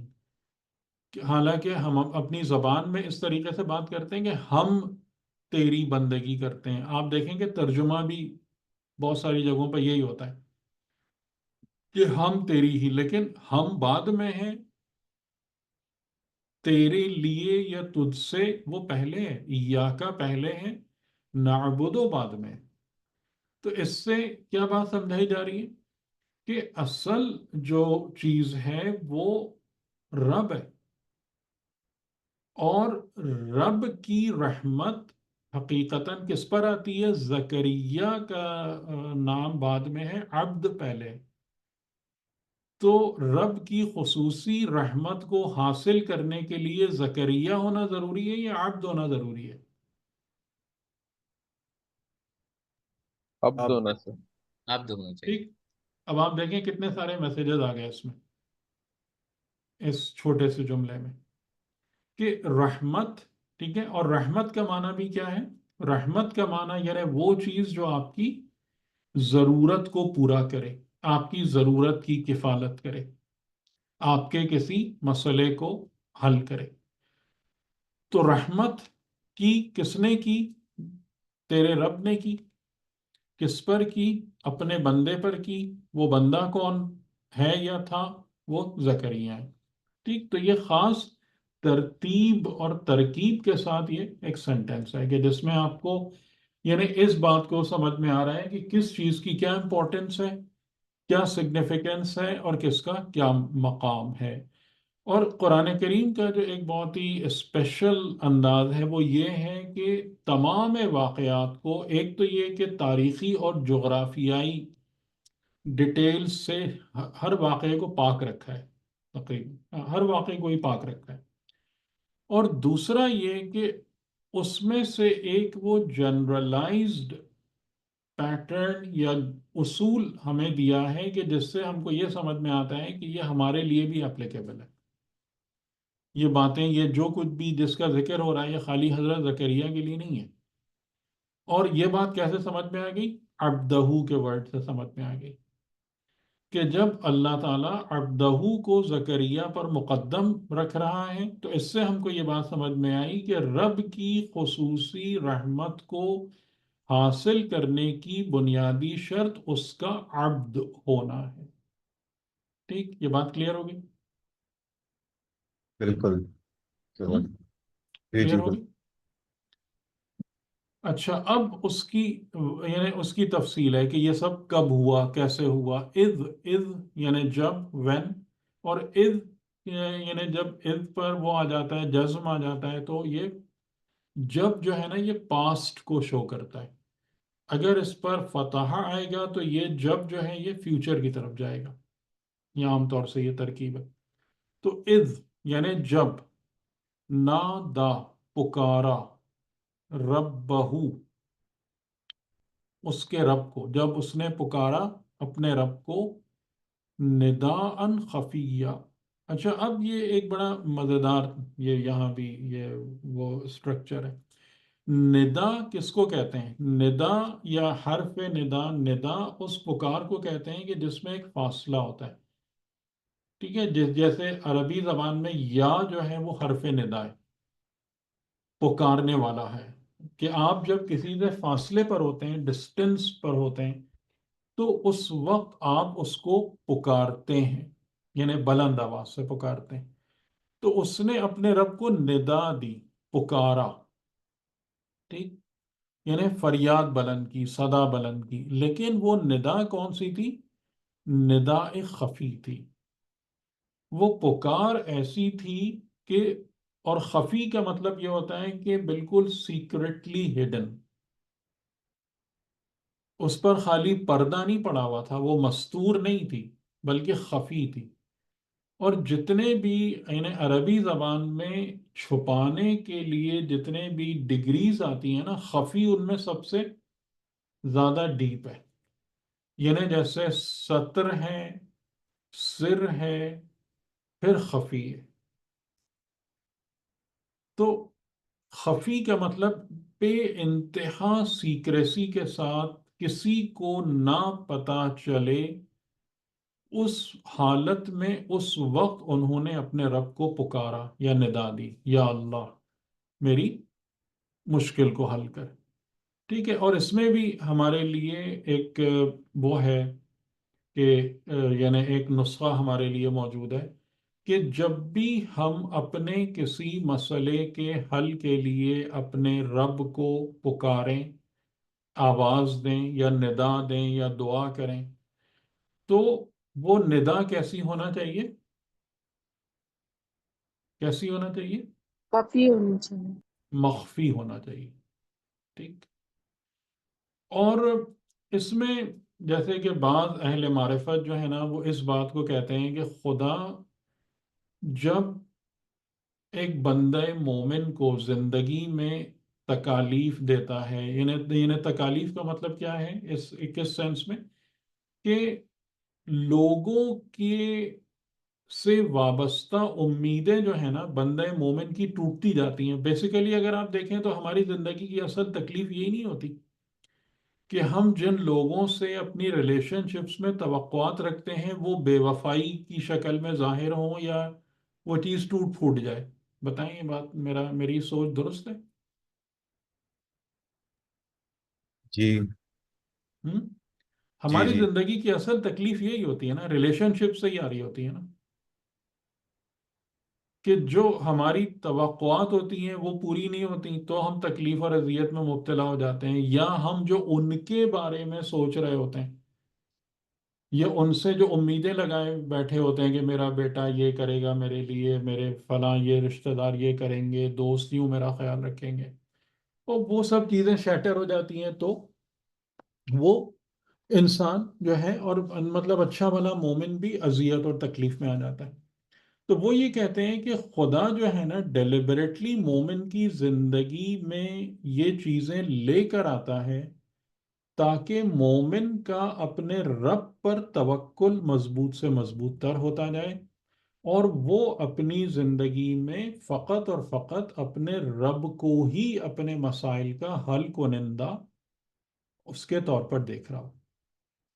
یعنی اس توکل والی حالت کو کہ جو قرآن نے بار بار کہا وَعَلَى اللَّهِ فَلْيَتَوَكَّلِ الْمُتَوَكِّلُونَ وَعَلَى اللَّهِ فَلْيَتَوَكَّلِ الْمُؤْمِنُونَ، کہ انسان وہاں تک جائے کہ جو ادھر ادھر کی ساری امیدوں اور آس اور آرزوؤں کو ہم ساتھ لے کر اپنی زندگی میں چل رہے ہوتے ہیں، وہ ان کو توڑ پھوڑ دیا جاتا ہے نظام قدرت کی طرف سے، یا وہاں پر مایوسی اور بے وفائی داخل کر دی جاتی ہے، تاکہ انسان کے جو دل کی پکار ہے یا ساری چیزیں ہیں کہ انسان یہ دیکھے کہ اصل میں ان پر توکل کرنا یا ان پر بھروسہ کرنا درست نہیں ہے، اور جو حقیقی یا جو رب حقیقی ہے یعنی توکل فقط اس پر ہونا چاہیے. درست. تو اگر انسان کا توکل صرف اور صرف اس پر ہی ہوگا اور اسی کو ہی ہم اپنا نجات دہندہ سمجھ رہے ہوں گے، تو پھر آپ کے پاس قطعاً کوئی خواہش نہیں ہوگی کہ آپ جب اپنے رب سے اپنی حاجت بیان کریں یا اپنا مسئلہ رکھیں تو اس کا کسی اور کو بھی پتہ چلے، یا کوئی اور بھی اس میں شریک ہو جائے. ان چیزوں میں نہ آپ کسی کو بتائیں گے اور نہ آپ کسی کے سامنے اس بات کا ذکر کریں گے، تو آپ کی ندا کیا ہو جائے گی؟ نداء خفی. آپ کی پکار مخفی ہو جائے گی. تو انہوں نے جب مخفی پکارا یعنی پورے با اخلاص خدا کی بارگاہ میں فریاد بلند کی، اور کیا کہا؟ جی. سر، سوال ہے یہاں پہ جو غیر مخفی ندا ہے اس ہم، کی کیا مثال اور ہو سکتی ہے ہمارے پاس؟ جیسے ہاں آپ مثال دے رہے ہیں کہ اب شکوہ شکایت کرتے ہیں ہم لوگوں کے سامنے بیٹھ کے کہ میرا یہ کام یا یہ مسئلہ نہیں ہو رہا ہے، تو وہ تو ایک شکایت ہے، وہ ندا تو نہیں ہے، وہ ایک وہ لحاظ یہی چیز ہے نا، یعنی کہ آپ کے دل کی پکار ہی ہے جس میں آپ دوسروں کو شریک کر رہے ہیں. یعنی جس طریقے سے کہ ہمارا جو مسئلہ ہوتا ہے وہ ہم لوگوں کے سامنے کیوں بیان کرتے ہیں؟ آپ مجھے بتائیں اس کے پیچھے کیا نیت ہوتی ہے کہ میں اس مشکل میں پڑ گیا ہوں، میری یہ پرابلم ہے، میری یہ یہاں میں پھنس گیا ہوں. کیوں؟ شاید ایک تو یہ کہ وہ فرسٹریشن جب ہو جاتی ہے وہ اس کی وجہ سے کہ شاید خدا سے دعا کر رہا ہوں وہ اس پوری نہیں. کی اس کی دو وجوہات ہوتی ہیں مینلی. پہلی وجہ تو ایک ایکسپیکٹیشن ہوتی ہے کہ بھائی کوئی شاید میرے مسئلے کو حل کر دے. بھائی بالکل صحیح. اور دوسری ایکسپیکٹیشن یہ ہوتی ہے کہ اس طریقے سے یعنی جو ہم اپنی عام زبان میں کہتے ہیں کہ میں اپنے دل کا بوجھ ہلکا کر لوں. ٹھیک ہے. ٹھیک ہے. تو اس توحیدی نظام میں یہ دونوں چیزیں قابل قبول نہیں ہیں. ہم، یہ دونوں باتیں قابل قبول نہیں ہیں کہ آپ جو ہے یعنی اگر خدا کسی کو سبب اور وسیلے کے طور پر آپ کے پاس بھیج دے یا خدا کسی کو وسیلہ بنا دے وہ ایک بالکل الگ بات ہے. وہ یہ نہیں ہے کہ آپ نے کسی سے کہا ہے کہ میرے مسئلے کو حل کرو. صحیح. اس میں ٹھیک ہے. ایک اور چیز جو وہ ہم جو سب ذہن جا رہا ہے کہ ہم اجتماعی دعائیں پڑھتے ہیں جیسے ہم، دعائیں کمیل ہے اور اس کی ہم، تاکید بھی ہے اور اس میں ہم جی. سب مل کے اس کرتے ہیں، تو وہ خفی نہیں ہے ایک لحاظ سے، وہ ندائت جلی ہے اور بآواز جی. بلند. تو ہاں لیکن وہ الگ چیز ہے نا، وہ کوئی آپ کی پرسنل حاجت نہیں ہے جو آپ بیان کر رہے ہیں. ہم. اچھا، تو وہ بھی صحیح ہے پھر ٹھیک. وہ تو ہم خدا کی بارگاہ میں مل کر ایک چیز اس کو پیش کر رہے ہیں کہ یعنی جیسے جو امام کے کلمات ہیں یا باقی چیزیں ہیں تو اس کا بھی اپنی ایک چیز ہے کہ ٹھیک ہے یعنی وہاں اس کے جو کلمات ہیں کہ وہ تعلق بخدا اور وہ تمام کی تمام چیزیں جو دعا کا اصل مقصد ہے، یعنی خدا سے تعلق، خدا سے قربت، وہ چیز ہے کہ جو ہم بحیثیت اجتماع اس آواز کو بلند کر رہے ہیں، اس کو خدا کی بارگاہ میں بھیج رہے ہیں. لیکن جو میری پرسنل ایشوز ہیں، جو میرے پرسنل پرابلمز ہیں، صحیح. یہ تو اس کی بات ہو رہی ہے نا. ٹھیک. سر اسی طرح کی ایک آیت جو ہے وہ سورہ اعراف میں بھی ہے، 205 نمبر. اس میں رسول اللہ ہاں کو ہاں جی جی. کہہ رہا ہے کہ رب اپنے تذر اور وَاذْكُرْ خوف کے ساتھ رَبَّكَ وَاذْكُرْ رَبَّكَ فِي نَفْسِكَ نفس کو تَضَرُّعًا وَخِيفَةً دُونَ الْجَهْرِ مِنَ الْقَوْلِ. جی تو یہ وہاں جی. پہ بھی یہی ہے کہ دھیمی آواز سے یا دل ہاں دل ہاں، میں بلکہ اگر اس آیت پر میں نے پہلے کافی تفصیل سے بات کی تھی، ابھی میں نے اس لیے نہیں دہرایا کہ پھر ہم بالکل ہی کہیں اور چلے جائیں گے. جی. اور میرا خیال ہے سورہ آراف کی ہی آیت اور بھی ہے، ادعوا ربکم تضرعا وخفیہ، کہ اپنے رب سے دعا کرو حالت تضرع میں اور مخفی کر کے. سر آیت نمبر 55 56 ہے. ہاں یس، وسیع سورہ آراف میں ہی. جی. لیکن ظاہر ہے اس پر ہم نے کافی پہلے گفتگو کی تھی، لیکن یہ کہ وہ اسی اس میں ہی ہے. اور خاص طور سے جو سورہ آراف کی آیت ہے دون الجہر من القول، یہ تاکید ہے کہ بول کے نہیں کرنا، جہری نہیں کرنا، بلکہ جو ذکر ہے وہ اس کا محل و مقام تمہارا نفس ہے، نہ کہ تمہاری زبان ہے. جی. قال ربی انی وہن العظم منی. اب انہوں نے جو ندا بلند کی تو اس کی تفصیل بھی قرآن نے بیان کی. قال، انہوں نے کہا ربی، اے میرے رب، انی وہن العظم، وہنا یعنی کمزور پڑ گئی ہیں، ویک ہو گئی ہیں، شکستہ ہو رہی ہیں. وہن العظم، عظم یعنی ہڈیاں، بونس، منی، میری جو ہڈیاں ہیں وہ کمزور، ویک ہو گئی ہیں، شکستہ ہو رہی ہیں. انی یعنی بے شک، بلا شک، شبہ. واشتعل الرأس شیبا، اور میرا سر جو ہے وہ بڑھاپے سے، اولڈ ایج سے مشتعل ہو گیا ہے. اب یہ مشتعل ہونے والی جو بات ہے وہ کیا ہے کہ یعنی شعلہ ور ہو گیا ہے، کہ اب جو بال ہیں نا وہ تقریباً جیسے وہ ہوتا ہے کہ بہت ہی اولڈ ایج میں شاید بال جو ہے نا وہ وائٹ کے بعد ان میں کچھ ریڈنس جھلکنا شروع ہو جاتی ہے. تو اس قسم کی چیز کی طرف اشارہ ہے کہ میں اتنے عمر کو، اتنا سن رسیدہ ہو چکا ہوں کہ میرا سر جو ہے نا وہ مشتعل سا، یعنی کہ لگتا ہے شعلہ ور ہے، شعلہ ہے. وَلَمْ أَكُمْ بِدُعَائِكَ رَبِّي شَقِيًّا، اور میں کبھی بھی تجھ سے دعا کر کے اے میرے رب شقی اور بدبخت اور نامراد اور ناکام نہیں رہا. ٹھیک ہے. اچھا، اب اس میں اس بات کو دیکھیں، میں یہ پوری ان کی دعا پڑھ دیتا ہوں، پھر اس کے بعد ہم اس پہ تھوڑی انالیسس کرتے ہیں. آیت نمبر 5، وَإِنِّي خِفْتُ الْمَوَالِيَ مِنْ وَرَائِي، اور بے شک خفتو، میں خوف رکھتا ہوں، مجھے اندیشہ ہے، پریشانی ہے، الموالی، جو میرے موالی ہیں، یعنی جو میرے ساتھ ولایت کے رشتے میں جڑے ہوئے ہیں، یعنی جو میرے رشتہ دار ہیں.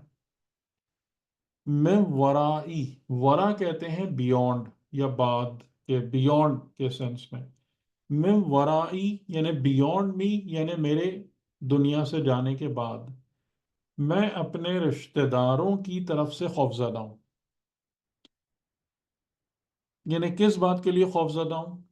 کہ اب یہاں پر خوفزدہ ہونے کا کیا مورد ہو سکتا ہے کہ وہ میری جائیداد پہ قبضہ کر لیں گے، میرا گھر بار غصب کر لیں گے، یا میری جو دینی وراثت ہے اس کو ضائع کر دیں گے. اب یہاں پر یعنی اس جملے سے کہ میں اپنے رشتہ داروں سے اپنے بعد کس چیز کے لیے خوفزدہ ہوں، یہ ساری پاسبلٹیز بن رہی ہیں، کیونکہ وہ پیغمبر ہیں تو ایک ورثہ دینی کے بھی حامل ہیں، اور یہ سب باتیں بھی ہو سکتی ہیں جو عام طور سے لوگ اپنے رشتہ داروں سے جن چیزوں کے بارے میں خوف رکھتے ہیں. وَكَانَتِ امْرَأَتِي عَاقِرًا، اور میری زوجہ، میری عورت، عاقر یعنی بانجھ ہے، اس میں اولاد پیدا کرنے کی صلاحیت یا نہیں ہے یا ختم ہو چکی ہے. فہب لی، پس ہب ہبا کر دے، بخش دے، عطا کر دے، لی مجھے، من لدن کا اپنی بارگاہ سے، ولین ایک ولی.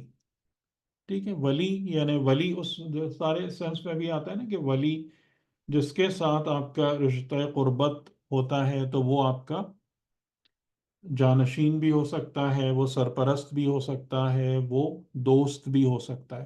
یہ سب ولی کے دائرے میں آتے ہیں. یرثونی، وہ ولی کیا کرے گا؟ یرثونی، جو میرا وارث ہوگا.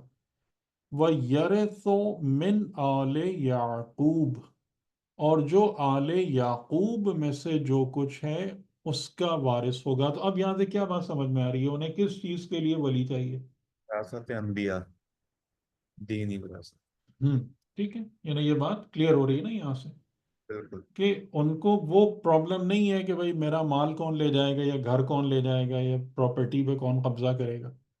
ان کو مسئلہ یہ ہے کہ میرا ورثہ، اچھا میرا ورثہ جو ہم حضرت ابراہیم علیہ السلام کے واقعات کے دوران بھی پڑھ چکے ہیں، اور اس میں جو ایک بات میں نے خاص طور سے زور دے کے کہی تھی کہ اگر آپ کے پاس کوئی بھی اسپیشل گفٹ ہے، اگر آپ کے پاس کوئی ایسی چیز ہے کہ جو قیمتی ہے، قابل قدر ہے، تو اس بات کی آپ کو پوری کوشش کرنا ہے کہ وہ چیز آپ کی موت اور آپ کے انتقال کے ساتھ نہ مر جائے یا رخصت ہو جائے، بلکہ وہ انسانوں میں باقی رہے اور پروپیگیٹ کرے اور پروگریس کرے. صحیح؟ تو یعنی کہ وہ ورثہ، وہ اونرشپ جو آپ کو حاصل ہے، وہ اونرشپ ٹرانسفر ہونی چاہیے.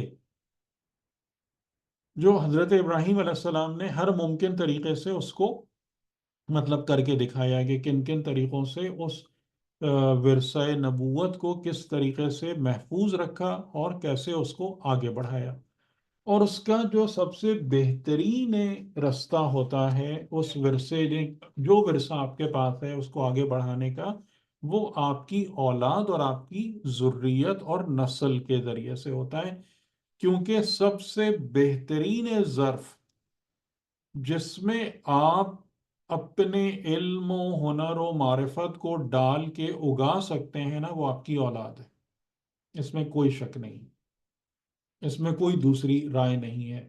اس لیے آپ کو شاید اولاد ورسز شاگرد کے لائق ہونے کے انسٹنسز جو ہیں نا، وہ میرا خیال ہے کہ 10 to 90 سے زیادہ نہیں مل پائیں گے کہ انسان جو ہیں وہ کسی کو شاگرد لے کر اور بہت ترقی دے دیں. زیادہ تر چیزیں کہاں سے آتی ہیں کہ وہ مطلب اولاد اور ذریت اور اس رستے سے زیادہ چل رہی ہوتی ہیں. یا ایک چیز بہرحال وہ بھی ہے کہ بعض اوقات کچھ شاگرد بھی مثل اولاد ہو جاتے ہیں، وہ ایک الگ پہلو ہے.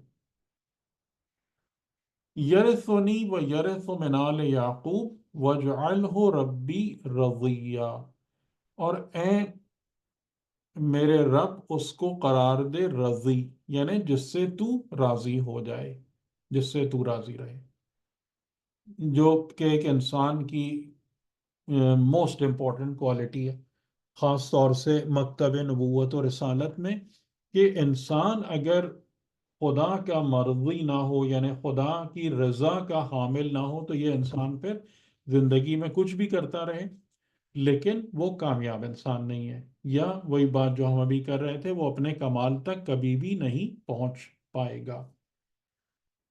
اچھا، اب یہ جو حضرت زکریا علیہ السلام کی دعا ہے، اس کو یہ سورہ مریم کی جو آیتیں ہیں، 3 آیتوں پر اس کو بیان کیا گیا.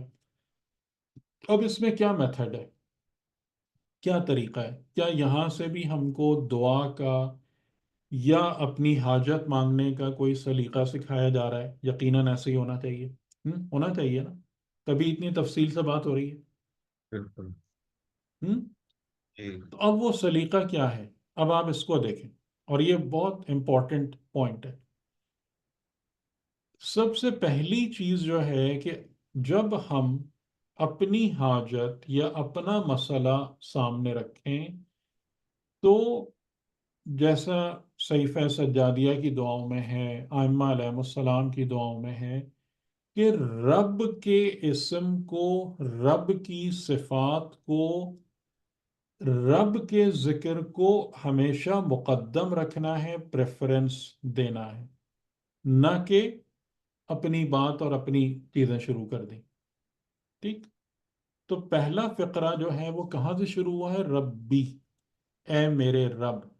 اور ربی کا مطلب کیا ہوتا ہے؟ یعنی میرے رب، یعنی آپ جو ہیں خالی رب نہیں کہہ رہے، بلکہ اس کو اپنا کہہ کر اس سے اپنے تعلق اور اس نسبت کی بنا پر آگے بات کو لے کے چل رہے ہیں. ٹھیک ہے، یہ پہلی بات. اور اس کی پوری تائید ہمیں ائمہ علیہ السلام کی دعاؤں سے ہوتی ہے، جس میں بہت ساری دعائیں ایسی ہیں کہ جس میں خدا کی اسماء و صفات ہی مین ہے، باقی حاجت تو دو چار جملوں میں ہی ہوتی ہے. ٹھیک. انی وہن العظم منی، کہ بے شک میری ہڈیاں کمزور ہو گئیں، میرے سر جو ہے وہ اب اتنا زیادہ مطلب بال سفید ہو گئے، سرخی مائل ہو گئے کہ میں اپنے بڑھاپے کی انتہا کو پہنچ گیا. اب یہاں پر جو چیز بیان ہو رہی ہے وہ کیا ہو رہی ہے؟ یعنی آپ اس کو ایک لفظ دے سکتے ہیں ان دو جملوں کو، کہ پہلے، سب سے پہلے تو رب کو پکارا اور اپنی نسبت کا ذکر کیا کہ میں تیرا مربوب ہوں، میں تیرا عبد ہوں. جی. پھر جو یہ دو جملے ہیں یہ کیا بتا رہے ہیں؟ اپنی سر نعت. جی. اپنی کمزوری کا ذکر ہے، اپنے آپ کو حقیر حقارت. اظہار عجز و فقر. ٹھیک. اظہار عاجزی اور فقیری. ترتیب سمجھ میں آتی جا رہی ہے آپ کو؟ صحیح. جی. صحیح بالکل.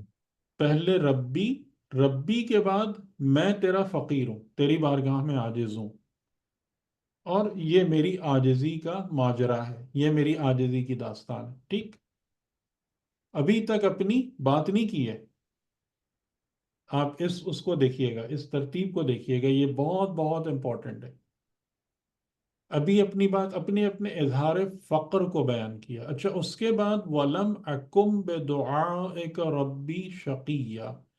لم اکن، یہ بھی عربی زبان کی یہ خاص بات ہے کہ میں کبھی بھی نہیں ہوا. لم اکن کو اگر آپ ٹرانسلیٹ کرنا چاہیں گے تو اس طریقے سے ہوگا کہ میں کبھی بھی، میرے ساتھ ایسا نہیں ہوا. بدعائک، کہ میں نے تجھ سے دعا کی ہو، ربی، اے میرے رب، اور میں شقی ہو گیا اس کے بعد.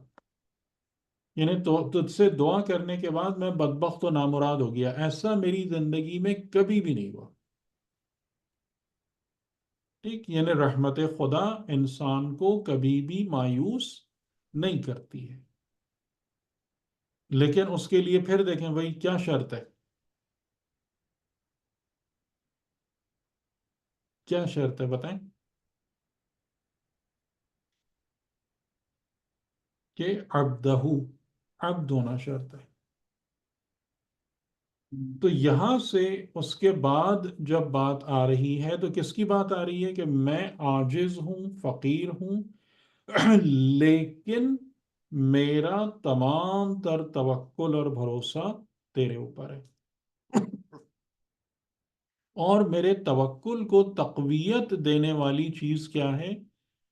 یہ مشاہدہ ہے میری زندگی کا کہ تجھ سے دعا کر کے میں کبھی بھی شقی نہیں رہا، بدبخت نہیں رہا.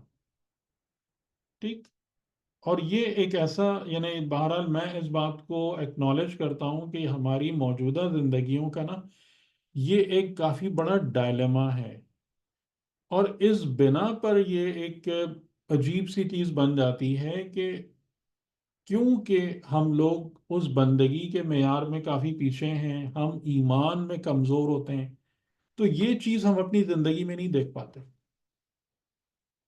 اور اس وجہ سے ہمیں جو ہے نا اس قسم کے خیالات بھی ہمارے دماغ میں جڑ پکڑ لیتے ہیں کہ بھئی پتہ نہیں خدا یہ مطلب سنتا ہے نہیں سنتا ہے، دعا پوری کرتا ہے نہیں کرتا ہے، یہ کیا ہے.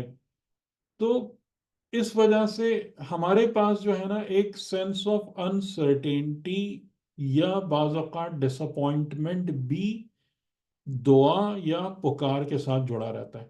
میں صحیح کہہ رہا ہوں غلط کہہ رہا ہوں؟ بالکل بیک آف دی مائنڈ چیزیں ہوتی ہیں. جی ایسا ہے نا مسئلہ ہمارے ساتھ. لیکن یہاں پر جو یہ بات کہہ رہے ہیں نا لم اکن، ہم اس جگہ پہ نہیں ہیں کہ میں نے اپنی پوری زندگی میں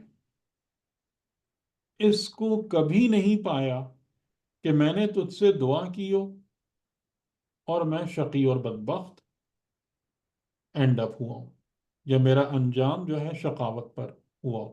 ٹھیک ہے مشکلات آتی ہیں، سختیاں آتی ہیں، پریشانیاں آتی ہیں، لیکن انسان نامراد اور بدبخت نہیں ہوتا.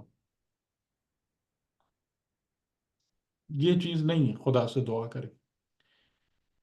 اچھا اب اس کے بعد پھر وہ انی خفت الموالیہ، کہ میں اپنے رشتہ داروں کی طرف سے خوف رکھتا ہوں کہ میرے بعد وہ کام خراب کریں گے. اور جیسا میں نے کہا کہ اس کی کلیئرٹی آگے جا کے ہے. اور میری زوجہ جو ہے وہ بانجھ ہے، تو پس مجھے ولی سے اب یہ جملہ اگر آپ دیکھیں تو یہ بہت ہی عجیب ہے نا. یہ جو فا آ رہا ہے 10 10، تو یہ بہت ہی عجیب سا ہے نا. یعنی ایک طرف کو یہ کہے کہ میری زوجہ جو ہے وہ اولاد پیدا کرنے سے قاصر ہے، اور کہ 10 give me a son. بہت عجیب سا جملہ ہے نا. بالکل، اور یہ اسی طرف جا رہے ہیں، بے موسم کے پھل. ہاں ٹھیک. ہاں لیکن ان دو باتوں کا آپس میں تناسب نہیں ہے جس کو آپ فا سے ملا رہے ہیں. جی جی، کنٹراسٹ ہے. کہ ہاں بالکل. فا جو ہے وہ فرع ہے نا، یعنی کہ ایک چیز جب اگلا سینٹنس ڈرائیو ہو رہا ہوتا ہے یا ایک نتیجہ پچھلے والے سے نکل رہا ہوتا ہے تو فا لایا جاتا ہے. ہاں یہ بات صحیح ہے، بالکل یہ بات صحیح ہے. صحیح. تو اب لیکن اس قسم کی باتیں آپ خدا سے ہی کر سکتے ہیں اور کرنی چاہیے. ٹھیک ہے، جو میں ایک بات ابھی شروع میں کہہ رہا تھا نا کہ ہم خدا کے ساتھ اس ریلیشن شپ کے اس لیول پر ہی نہیں ہوتے کہ ہم اپنے رب سے بے تکلف ہو کے حال دل بیان کر سکیں. یعنی اوندھی ترچھی باتیں آپ کس سے کریں گے؟ اپنے رب سے کرو نا. کیوں نہیں کرتے؟ کریں، کوئی مسئلہ نہیں ہے، اس نے روکا ہے آپ کو. لیکن وہاں پر جو ہے نا ہمیں دنیا کے لوگوں کے سامنے دل کھولتے ہوئے شرمندگی نہیں ہوتی جو ہمارا کچھ بھی نہیں بنا سکتے. لیکن جو رب العالمین ہے اس کے سامنے دل کھولتے ہوئے نا ہمیں پریشانی ہوتی ہے. تو بھائی اگر الٹی پلٹی باتیں کرنا ہے تو وہی کرو. کون روک رہا ہے؟ کہ خدا تمہیں نکال باہر کر رہا ہے کیا؟ اس نے کبھی تمہارا منہ بند کیا ہے کہ مجھ سے نہ گفتگو کرو، مجھ سے نہ حال دل بیان کرو؟ تو آپ نے دیکھا نا یہ دو جملے بڑے بالکل اپوزٹ ہیں کہ میری بیوی بانجھ ہے پس مجھے بخش دے اپنی بارگاہ سے ایک ولی. لیکن اس کے اندر ایک سینس ہے. وہ سینس کہاں سے آ رہا ہے؟ حب لی سے آ رہا ہے کہ میں تجھ سے اگر ایک ولی یا ایک فرزند کو مانگ رہا ہوں تو اس راہ سے نہیں مانگ رہا کہ جس راہ سے عام طور سے اولاد پیدا ہوتی ہے. میں اس اولاد کو کس طور پہ مانگ رہا ہوں؟ بطور ہبا، بطور بخشش، بطور عطا. تو کیا خدا کی بخشش اور عطا وسائل مادی کی پابند ہے؟ جی نہیں، بالکل نہیں. ٹھیک. یہ نقطہ یہاں پر پن ہے. حب لی من لدن کا، اپنی بارگاہ سے. تو وہ یہ نہیں کہہ رہے کہ اس رستے سے، بلکہ بخش دے، عطا کر دے. کیونکہ ظاہری وسیلہ تو نہیں ہے. یعنی اب یہ جملہ کیوں سینس بنا رہا ہے بظاہر اپوزٹ ہوتے ہوئے؟ کہ ظاہری وسیلہ نہیں ہے. میری اولاد، میری زوجہ جو ہے وہ عاقر ہے، لیکن تیرے ہبا میں اور تیری بارگاہ سے عطا ہونے میں کوئی رکاوٹ نہیں ہے. جی جی. یہاں پہ سر ہب. اس میں ایک ہاں، سوری بولے. اس میں ایک سوال یہ تھا کہ یہاں پہ ابھی انہوں ہوں نے ولی کی ریکویسٹ کی ہے، वली मतलब डायरेक्टली बेटे के लिए तो नहीं होता। फिर अल्लाह ने जो जवाब दिया है वो उसमें गुलाम का वर्ड यूज किया, उसमें वली का वर्ड यूज नहीं किया। तो एक तरह से ये भी आता है कि उन्होंने दीन का निगहबान या सरपरस्त ही मांगा था, जिस भी सोच से हो, क्योंकि अब उनके पास तो बेटा हो नहीं सकता था। तो अल्लाह ताला नहीं ने जो जवाब दिया वो ये गुलाम की फॉर्म में दिया कि हम जो है नहीं वो तुम्हें इसमें गुलाम अता करेंगे। लेकिन इसमें कोई और रास्ता नहीं बन रहा कि वो सिवाय बेटे के। हाँ, यानी बात यही होती है, इसीलिए अगर आप गौर करें ना कि इसको दुआ कहा गया है ना कि सवाल। तो ये इस बात को समझें कि यानी दुआ और सवाल में यही फर्क होता है कि जब आप अपनी हाजत तलब कर रहे हों लेकिन वो हाजत टोटली खुदा के रास्ते में हो, आप उसको खुदा के रास्ते में वक्फ कर दें, तो आपकी हाजत क्या बन जाती है? सॉरी, आपकी हाजत दुआ बन जाती है, आपका सवाल दुआ बन जाता है। अगर वो खुद कहते कि मुझे बेटा, हालांकि बात बेटी की है, फर्जन की बात है, अपनी नस्ल की बात है, वारिस की बात है, लेकिन उसको उन्होंने बतौर वली कहा कि यानी वो हो जो तेरे दीन का निगहबान हो। और इसकी इसकी इसका रीजन क्या है? इसका रीजन है फहब ली, मुझे अता कर दे, मुझे बख्श दे। अगर ये इन जनरल होता वली का वर्ड तो फहब ली नहीं आता, जौजा के जिक्र नहीं आता। जी। अच्छा, तो ये यहाँ दूसरी बात भी यहाँ पे सर आपको एक समझी? जी। जी। सॉरी कि जो हम हपली से समझ सकते हैं वो ये है कि नॉर्मली हम ये सोचते हैं कि जो निज़ाम खुदा के तहत चीज़ें होती हैं वही जी। हो रही हो, लेकिन जी। अगर उसमें कुछ चेंज चाहिए हो तो वो हबली के रास्ते से ही हो सकता है। जैसे यहाँ पे उनकी ज़ौजा बांझ थी, ठीक है, अब वो जी। ये सोचते हैं कि तो निज़ाम ही नहीं है, तो मैं ये दुआ हम्म ही क्यों। लेकिन उन्होंने ये सोचा कि नहीं, इस निज़ाम में भी एक तब्दीली आ सकती है अल्लाह के हिबा के जरिए से, यानी कि हबली कर दे वो। नहीं नहीं अफरोज भाई, देखें इसमें एक चीज तो शुरू से जहन में रहनी चाहिए ना, जब हम निज़ाम की बात करते हैं, जब हम निज़ाम की बात करते हैं तो हम निज़ाम खुदा की बात करते हैं, न कि निज़ाम आलम मादियत की बात करते हैं। ओके, ये फर्क है, बिल्कुल बिल्कुल। सही। ठीक। यानी हम ये थोड़ी कह रहे हैं कि आप जिस निज़ाम की पाबंदी करें वो निज़ाम वो है जो आलम हाँ, मादियत में जारी हो सारी, वो तो उसका एक सबसेट है, ठीक उसका एक है। पार्ट है। ठीक है। दीन आपको कहता है कि निज़ाम, क्योंकि दीन तो आपसे कह ही यही रहा है कि अगर तुम अब्दियत वाले सिस्टम की या दीन के सिस्टम की पाबंदी करोगे तो हम तुम्हें निज़ाम मादी के ऊपर उठा देंगे। दीन का तो पैगाम ही यही है हम्म, कि अगर तुम्हारे पास तादाद नहीं होगी तो भी हम तुमको फता देंगे। तो दीन तो एक्चुअली है ही यही कि आपको इस सिस्टम की जकड़बंदियों से ऊपर उठाता है, इसके ऊपर ले जाता है। तो हम निज़ाम खुदा की पाबंदी और इताअत की बात करते हैं, न कि निज़ाम मादी की। सही सही। सर एक क्वेश्चन इसमें ये है कि इसमें मैंने अपने बात में रिश्तेदारों से डरता हूँ, ये सर इसमें क्या रिश्तेदारों का क्या जिक्र है, इसमें से क्या ताल्लुक है? मवाली, देखें यहाँ भी लफ्ज वली है ना, आप इस बात पे गौर करें कि यहाँ भी लफ्ज मवाली और वली, मुझे वली चाहिए, यानी इसका मतलब यही है कि इस पूरे जो लाइनेज है, यानी जिससे हजरत जकरिया का ताल्लुक है, कि ये सब के सब जो हैं ये वारिसे दीन इब्राहिमी है, और इनके पास वो उलूम हैं, वो सुन्नतें हैं, वो पूरा दीन और मजहब का निज़ाम है कि जो अभी तक किसके हाथों में चला रहा है? पैगंबरों के हाथों में चला रहा है। ठीक है, यही बनी इसराइल की जो सबसे बड़ी फजीलत है, फज़्ज़लनाहुम अलल आलमीन, वो सबसे बड़ी फजीलत क्या है? यही है कि उनके दरमियान जितना भी पैगाम चला है वो तमाम अंबिया के थ्रू से चला है।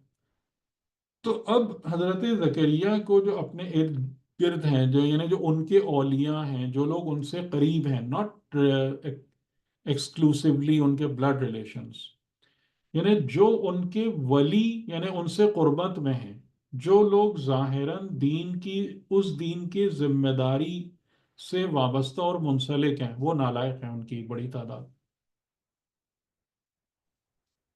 اور انہیں اس بات کا خطرہ ہے کہ جیسے اب تک پورا ایک نظام نبوت چل رہا تھا کہ جس سے یہ پوری چیز پروٹیکٹ ہو رہی تھی، اب آگے کچھ نظر نہیں آ رہا ہے کہ اگر ابھی مجھے ولی نہ ملا تو پھر یعنی وہ خدا کی طرف سے ولی کہ جو اس کا پاسبان اور پاسدار ہو، تو یہ لوگ جو ہے نا یہ اس کو ضائع کر دیں گے.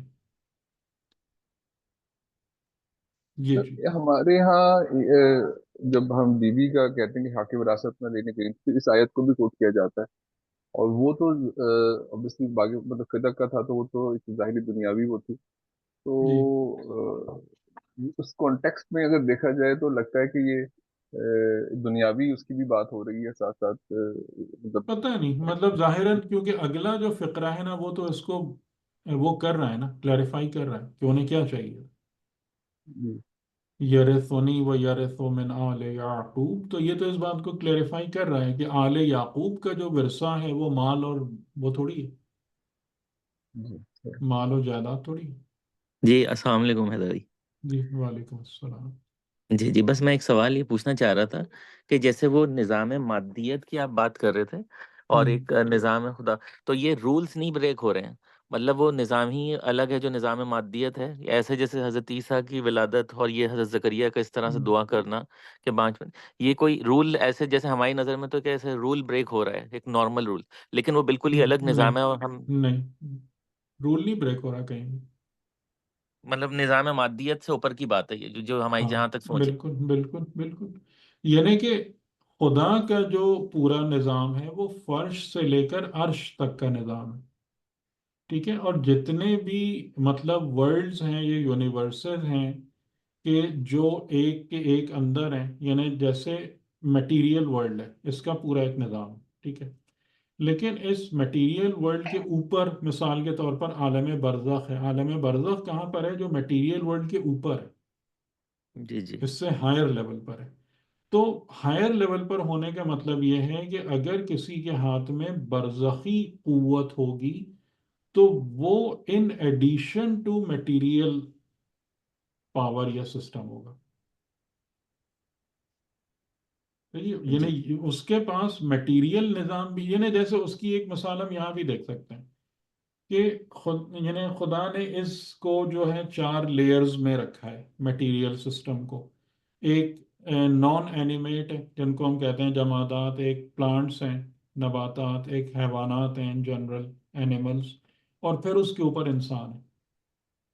آپ جتنا ایک ایک لیول اوپر آتے جاتے ہیں آپ کے پاس نیچے کی تمام چیزیں ہوتی ہیں پلس کچھ اور ایڈ ہو جاتا ہے. ایسے جی ہی جی ہوتا ہے نا، ٹھیک ہے، جی جی یہی بالکل. سسٹم ہے. تو اسی طریقے سے جو نظام خدا کو فالو کرتا ہے تو اب یہ اس کی کیپیبلٹی پر ہے کہ وہ کتنا اوپر جا سکتا ہے. اگر مثال کے طور پر وہ عالم مثال یا عالم برزخ تک پہنچ گیا تو اس کے پاس تمام چیزیں عالم مادیت کی ہوں گی پلس کچھ چیزیں اور ایڈ ہو جائیں گی.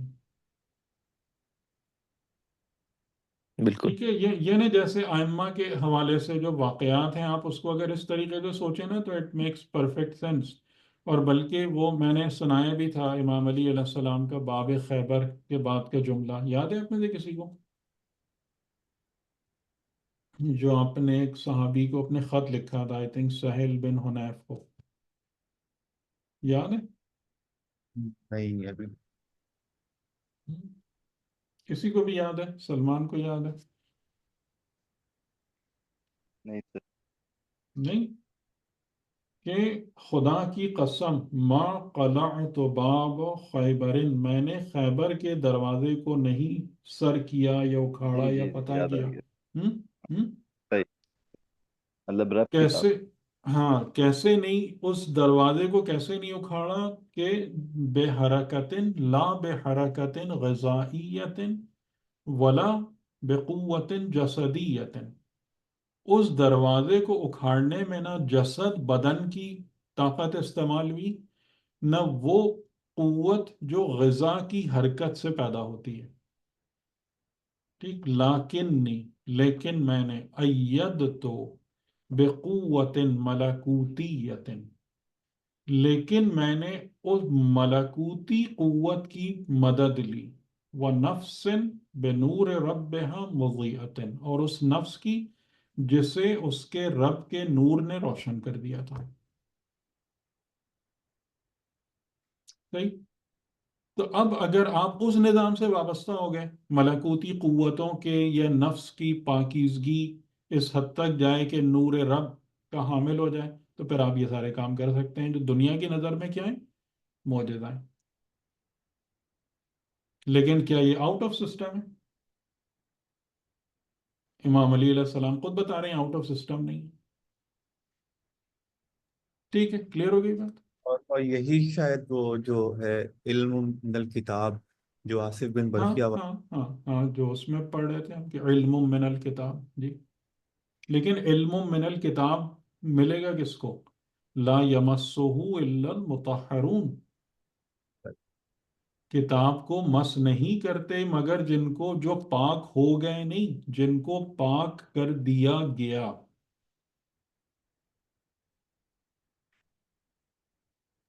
تو یہ ہے، یعنی وہ پورا سسٹم ہے. آپ اس طہارت کے اس مقام تک پہنچ جائیں، صحیح ہے، آپ وہ کام کر رہے ہوں گے جو باقی میٹیریل سسٹم کے اندر رہنے والے لوگوں کو میریکل لگیں گے. اس میں سر لیکن ایک چیز، جی، سوری آپ کنٹینیو. نہیں نہیں نہیں نہیں، بات کریں. ہاں نہیں، ایک تو یہ تھا جیسے وہ ابھی عامر بھائی نے بھی سوال پوچھا نا کہ وہ اب اس کے بعد بھی ہے یرثنی و یرث من آل یعقوب، اور ہم، یہ پورا جو انبیاء کا سلسلہ ختم ہونے کے بعد اس پہ نا ہم، جو 59 نمبر آیت ہے کہ ہم، فَخَلَفَ مِن بَعْدِهِمْ خَلْفٌ أَضَاعُوا ہم، الصَّلَاةَ وَاتَّبَعُوا الشَّهَوَاتِ فَسَوْفَ جی يَلْقَوْنَ غَيًّا. جی تو جی، بیسیکلی اس خطرے کی طرف وہ نشانی ہے نا جو نظر سمجھ میں آتا ہے کہ یہ ہم، پورا ہم، انبیاء کا سلسلہ ہے ٹھیک. اس میں، ہم، اور پھر اس کے بعد وراثت کا. لیکن پھر لکھا اس کے بعد جو لوگ آئے انہوں نے ہم، اپنی نماز کو ضائع کر دیا، تعلق با خدا کو، اور شہوات کی ہم، پیروی ہم، کی. ہم، اور ایک یہ والی چیز، اچھا جو سوال میرا پہلے تھا نا وہ ہم، اس پہ کہ جب یہ ولی مانگ رہے ہیں اور غلام کا ورڈ پھر اللہ تعالیٰ جب ادا کر رہا ہے، تو ظاہراً آیات سے یہ لگ رہا ہے کہ اس پہ ان کو حیرت ہو رہی ہے کہ قال ربی انا یکون لی غلام، جب اللہ تعالیٰ نے یحییٰ کہ وہ دے دی ہم، تو پھر اب انہوں ہم، نے کہا کہ بھی بیٹا مجھے کیسے ہوگا کہ ہم، میری ہم، جو وہ ہے ہم، ہم، بیگم جو ہے ہم، وہ بانجھ ہے ہم، اور میں جو ہوں وہ بوڑھا ہو ہم، چکا ہوں. تو پھر ہم، اللہ تعالیٰ نے کہا کہ ایسے ہی ہوگا ہم، اس طرح، اور یہ ہمارے اوپر جو ہے نا بہت آسان ہے. جی تو جی. اس سے مجھے وہ ہو رہا تھا کہ وہاں پہ وہ سرپرست مانگ رہے ہیں، ولی مانگ رہے ہیں، اور یہ جو ہیں اللہ نہیں تعالیٰ اس کے بدلے میں کہہ رہے ہیں کہ میں جو ہوں وہ بیٹا ہم، عطا کروں گا. نہیں، اس کی اور وجوہات ہو سکتی ہیں، لیکن ہوں وہ اس لیے نہیں جا رہا، جنرل نہیں جا رہا کہ آپ زوجہ کا ذکر نہیں کرتے، ہوں آپ اپنے بڑھاپے کا ذکر نہیں کرتے. ٹھیک ہے، پھر اس کو ہبا اور مل لدن کا والی بات نہیں کرتے. تو یہ تمام کی تمام چیزیں اسی طرف پوائنٹ آؤٹ کر رہی ہیں کہ میں جس ولی کو مانگ رہا ہوں وہ اپنی اولاد میں سے مانگ رہا ہوں. یعنی فقط اولاد نہیں مانگ رہا بلکہ ولی خدا مانگ رہا ہوں. وہ اولاد مانگ رہا ہوں جس سے تو راضی ہو، وہ اولاد مانگ رہا ہوں کہ جو اس آل یعقوب کے ورثے کو اور جو کچھ میرے پاس ہے اس کو لینے کے قابل ہو. یہ تمام اشارے اسی طرف جا رہے ہیں، ناٹ آؤٹ سائڈ میری نسل. اچھا، یہ ایک بات بس بتا دیجیے، ایسے ذہن میں سوال یہ پیدا ہو رہا ہے کہ جیسے امام حسین علیہ السلام کا سر جو تھا نیزے پہ، وہ کلام کر رہا تھا، قرآن پڑھ رہا تھا، تو وہ ایسے جو لوگ تھے، عام لوگ جو جو قاتلان امام حسین علیہ السلام، انہوں نے بھی یہ چیز دیکھی، تو وہ اس قابل کیسے ہو گیا کہ وہ یہ ساری چیزیں دیکھیں؟ ہاں، ایسے تو اگر مطلب یہ اگر ہم اس چیز کو دیکھیں کہ تمام کے تمام مطلب جتنے بھی ظالمین اور شرری افراد تھے انہوں نے نبیوں کی بھی زیارت کی، انہوں نے اللہ کے معجزے بھی دیکھے، انہوں نے سب ساری چیزوں کا مشاہدہ کیا۔ فرعون کتنے عرصے تک حضرت موسیٰ سے ملاقات کرتا رہا، موسیٰ اور ہارون سے، اور خدا کے کتنے معجزے اس نے اپنی نظروں کے سامنے دیکھے، ہم نے تو ایک بھی نہیں دیکھا اب تک۔ ہاں ہم، ہاں بالکل جی، یہ سوال ٹھیک ہے، تو لیکن اس میں بنیادی طور سے بات یہی ہے یہاں پر کہ یعنی اگر ہم اس پورے نظام زندگی کو دیکھیں تو مطلب اس کے جتنے بھی پیرامیٹرز ہیں نا، کہ خدا یعنی یہ پوری زندگی جو ہے یہ بطور خلقت ایک معجزہ ہے، اور اس کو جو انسان دیکھتا ہے، یعنی اس کو، سوری میں تھوڑا سا دوسری طرف نکل رہا ہوں، یعنی جو انسان اپنے آپ کو واقعاً خدا کی نشانیوں یا آیتوں کو پڑھنے کے قابل بنا لیتا ہے، تو وہ اپنے دل اور دماغ کے اعتبار سے نا ان تمام چیزوں کو دیکھ رہا ہوتا ہے، اور جو اس لائق نہیں ہوتا اس کو پورا کھول کر بھی دکھا دیا جائے تو وہ کچھ نہیں دیکھ رہا ہوتا۔ ہم، یہ بات سمجھ میں آ رہی ہے؟ جی جی یعنی جیسے امام علی علیہ السلام نے ان لوگوں پر سلام کیا ہے جنگ صفین میں کہ جو موجود ہی نہیں تھے، کہ کسی کو، یعنی ایک صحابی تھے، انہوں نے کہا کہ میرا بھائی ہے جو بہت زیادہ آپ کے ساتھ جہاد کرنا چاہتا تھا اور وہ بیمار ہو گیا، وہ اب نے کہا کوئی مسئلہ نہیں ہے، وہ ہمارے پاس ہمارے ساتھ موجود ہے، اور بلکہ صرف وہ نہیں بلکہ آئندہ آنے والی نسلوں میں سے کون کون ہے وہ بھی ہمارے ساتھ اس جہاد میں موجود ہے۔ اچھا ٹھیک ہے؟ تو یہ ایک نظام بہت عجیب ہے، یہ نظام بہت، یعنی نظام ولایت بہت عجیب نظام ہے، کیونکہ ولایت ہے قربت۔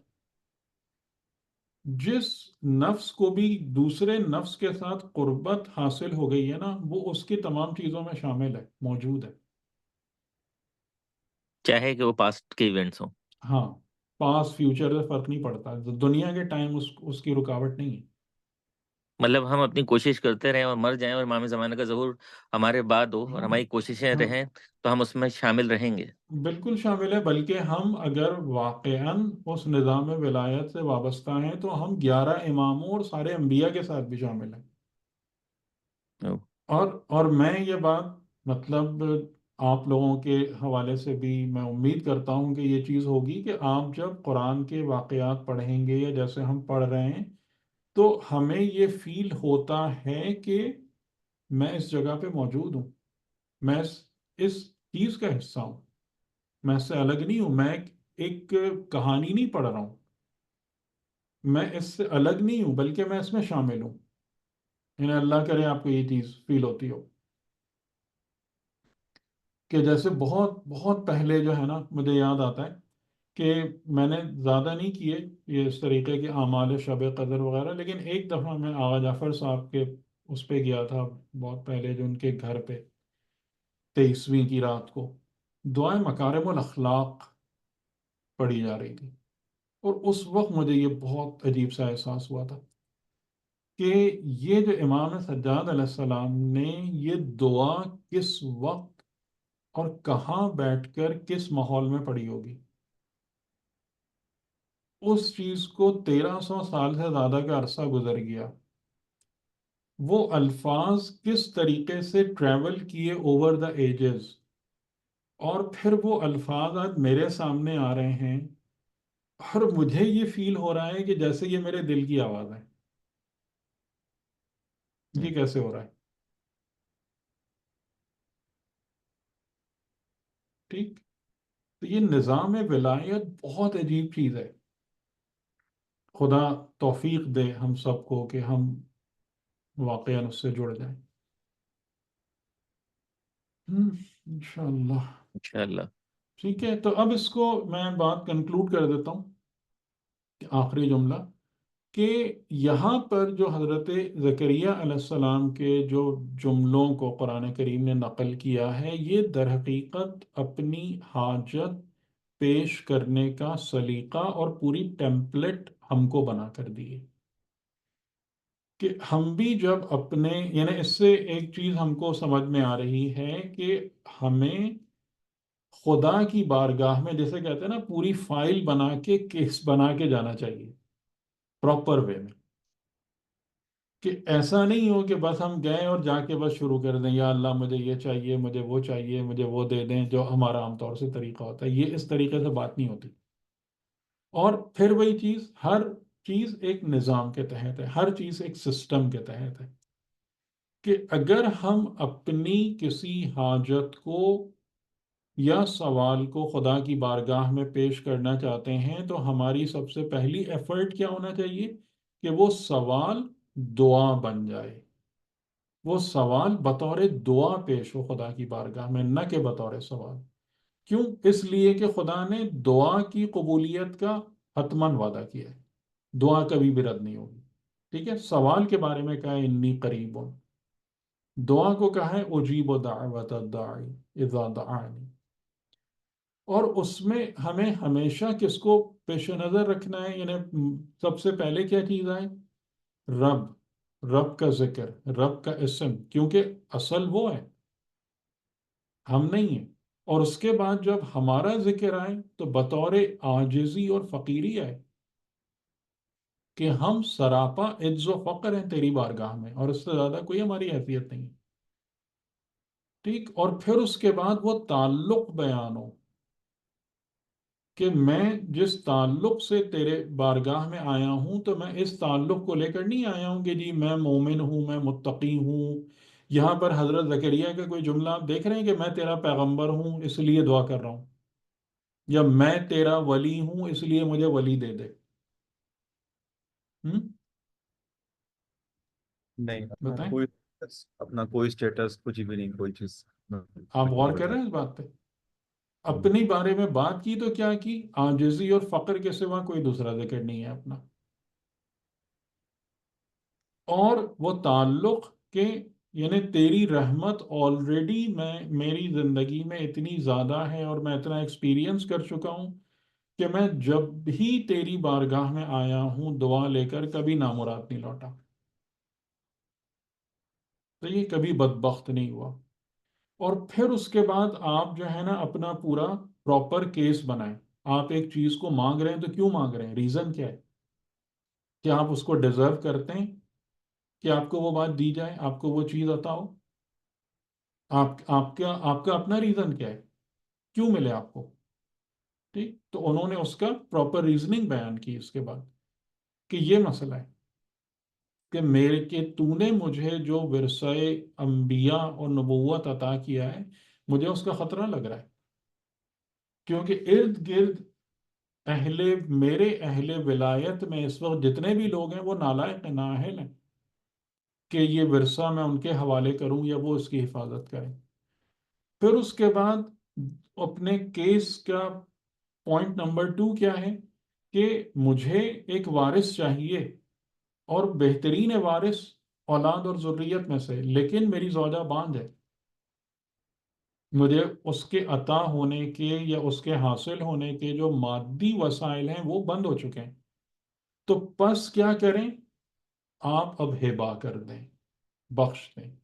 کیونکہ وسائل مادی تو اس بات کی گنجائش نہیں رکھتے کہ ان سے یہ چیز پیدا حاصل ہو. تو آپ اس کو عطا کر دیں، بخش دیں اپنی بارگاہ سے. آپ اس کو دیکھ رہے ہیں کہ پورا ایک سینیریو بن رہا ہے یا نہیں بن رہا؟ بہت خوبصورت سے ہے. ٹھیک ہے. اور پھر اس کے بعد انہوں نے آخر میں اس بات کو واضح کر دیا، یرثنی و یرث من آل یعقوب، کے اصل مدعا کیا ہے، کیوں چاہیے. اور اس وجہ سے ان کا سوال کیا بن گیا؟ ان کا سوال کیا بن گیا؟ آخری جملے کی وجہ سے دعا بن گیا. ٹھیک. کہ جو آخر میں انہوں نے کہا نا یرثنی و یرث من آل یعقوب واجعلہ رب رضیہ، کہ یہ اولاد میں اس لیے مانگ رہا ہوں کہ وہ بندہ اس دنیا میں آئے کہ جس سے تو راضی ہو. یعنی تو راضی ہو کا مطلب ہے کہ وہ پھر عمل صالح کرے، صالحین میں سے ہو، متقین میں سے ہو. کیونکہ خدا غیر صالحین سے تو راضی نہیں ہو سکتا. اور تیرے دین کی حفاظت ہو. تو اب یہ فقط بیٹے والی بات نہیں رہی، اب آپ انسانیت میں ایک پاکیزہ نفس کا اضافہ کر رہے ہیں. تو یہ کوئی آپ کا پرسنل میٹر نہیں ہے فقط، صحیح، یہ چیز دعا بن رہی ہے، اور اسی طریقے سے دین خدا کے ورثے کی حفاظت ہو رہی ہے. تو میں اب یہاں پر ہی روکتا ہوں آج انشاءاللہ. اس کے آگے پھر چیز کو اور لے کے چلیں گے. تو یہ بات سمجھ میں آئی، ان کی دعا کا جو پورا حساب تھا. جی اچھا، سوری، شاید آپ کچھ بول رہی ہیں لیکن مجھے آواز نہیں آ رہی آپ کی. السلام علیکم سر. جی وعلیکم السلام. سر جیسے یہ اس میں نبی خدا کی دعا کا بتایا ہے، اور پھر وہ اس میں ہم، ان کی نیت بھی خدا کے لیے ہے، اور لیکن ہم، دنیا میں ابھی ہم دیکھتے ہیں کہ بہت سارے لوگ اسی نیت کے ساتھ دعا کرتے ہیں اور ان کو اولاد نہیں دیتا خدا. تو بہت سارے فیکٹرز ہو سکتے ہوں گے نا. آپ کو کیسا پتا کہ ایسی نیت پہ دعا کرتے ہیں؟ خالی لفظوں سے نیت پتہ چلتی ہے. ہم، میں مطلب کچھ لوگوں کو جانتی ہوں. ٹھیک ہے، تو کوئی مصلحت یقیناً ہوگی، کیونکہ یہ اصول ہے. لم اکم بدعائک ربی شقیہ، یہ اصول ہے. یعنی اور وہاں خود ان کے نبی لیے ان کے لیے مصلحت یہی ہوگی کہ ان کو اولاد نہ ملے. صحیح. جی اور ایک اور فیکٹر بھی ہے جسے ہم دنیا میں سنتے ہیں کہ گناہوں کا، یہ کہتے ہیں نا کہ انسان کو ہر چیز ایفیکٹس ہوتے ہیں، وہ گناہوں کے جی اثرات. اور جی یہاں پر اگر ہم قرآن میں دیکھیں کہ یہ نبی خدا ہیں اور اس قدر ضعیف ہو چکے ہیں، جی. تو خدا نے اپنے مطلب خاص بندوں کو بھی محروم رکھا ہے. تو صرف ہم کسی کو گناہ گار نہیں کہہ سکتے، نہیں نہیں، یا یہ سب عام باتیں انسانوں. کرنا تو کوئی تکی نہیں ہے. یہ کون، یہ اس قسم کی باتیں کرنے کی کسی کو اجازت ہی نہیں ہے کہ دوسرے لوگوں کے اوپر فتوے دیں کہ آپ یہ ہیں آپ وہ ہیں. نہیں، بالکل بھی نہیں. یہ تو بہت ہی نامناسب بات ہے، بلکہ مطلب گناہ دنیا کی کی حدوں میں کوئی بھی جاتی ہے. محرومی نبی خدا کے ساتھ بھی ہے. یا یہ جو ہم دنیا اس کو مال اور اولاد کو سب کو سمجھ رہے ہوتے ہیں، اس آیت پہ مطلب میں آپ جب لیکچر دے رہے تھے تو بہت ساری باتیں واضح ہو رہی ہیں کہ نبی خدا ہیں، اور پھر بھی وہ اس بات سے ایک حد تک جو ہے وہ محروم رہے ہیں خدا کی نعمتوں سے. نہیں، محروم کا لفظ غلط ہے نا یہاں پہ. محروم کا ہم اچھا، لفظ کیوں استعمال وہ کریں؟ ہم عام محروم کیا انسانوں کے مطلب لیے ہو؟ ہوگا. ہاں، نہیں، محروم کوئی ضروری نہیں ہے. دیکھیں، یہ انسان کا جو بھی سرمایہ ہے کہ مال اور اولاد، جس کی بنا پر ہم محرومی یا اس کا تعین کرتے ہیں نا، یعنی خوشحالی کا. خوشحالی اور ہاں ہاں ٹھیک ہے، جی. اس کو ان دونوں کو قرآن نے فتنہ کہا ہے. انما اموالکم و آزمائش. اولادکم فتنہ. تو اس سے فتنے سے کیسے محرومی اور خوشحالی کا تعین ہوتا ہے، یہ بتائیے.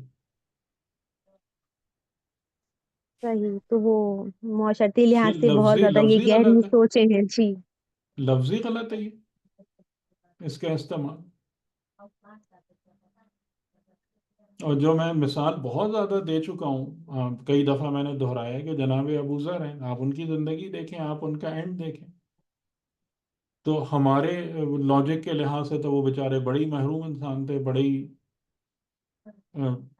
نامراد دنیاوی انسان لحاظ تھے، سے نعوذ باللہ. ہاں، تو پھر کچھ نہ ملا. اور یہ سب کچھ نہیں ہوتا. یہ سب اس سے کچھ نہیں ہے ان ساری چیزوں سے. اور اصل بات یہی ہوتی ہے کہ انسان کا جو کہا جاتا ہے نا، انسان کا دل غنی ہونا، انسان کا خدا سے تعلق مضبوط ہونا، انسان کی ذات میں سکون ہونا، اصل چیزیں یہ ہیں. یہ آپ کا سرمایہ ہے، آپ کی پاکیزہ صفات.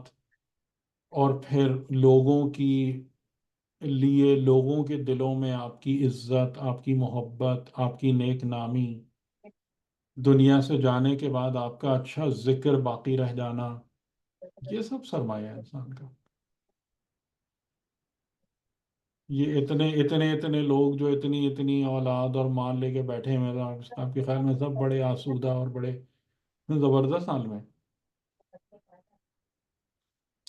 صحیح. اور یہی چیزیں جو ہے نا، اسی سے ہم کو پتہ چلتا ہے کہ ہمارے ایمان کا معیار کیا ہے. یعنی ہم جو آیت اللہ جوادی آنگولی ایک جملہ کبھی کہتے ہیں کہ ہماری اکثریت کی گفتگو قرآنی ہے اور فکر قارونی ہے. قارون کی فکر کیا تھی؟ مال مال دولت، مال، مال اسباب مال دنیا مال. جمع کرنا. تو وہی کہتے ہیں کہ زبان پہ لفظ قرآنی ہے، فکر قارونی ہے. تو یہ ساری تربیت اسی لیے تو ہے، یعنی کہ یہ ہم خالی گفتگو برائے گفتگو تھوڑی کر رہے ہیں. اس کا مقصد ہی یہی ہے کہ ہم اپنے نفس کو تربیت دیں ان تمام ہدایات کی روشنی میں، اور پھر ہم جو زندگی گزاریں وہ زندگی آپ کو پھل دے، وہ زندگی آپ کو برکتوں کی طرف لے کے جائے. اس طریقے سے نہ ہو کہ ہم اپنی پوری کی پوری لائف گزار دیتے ہیں اور اس کے بعد ہم کہتے ہیں یہ کیا ہوا.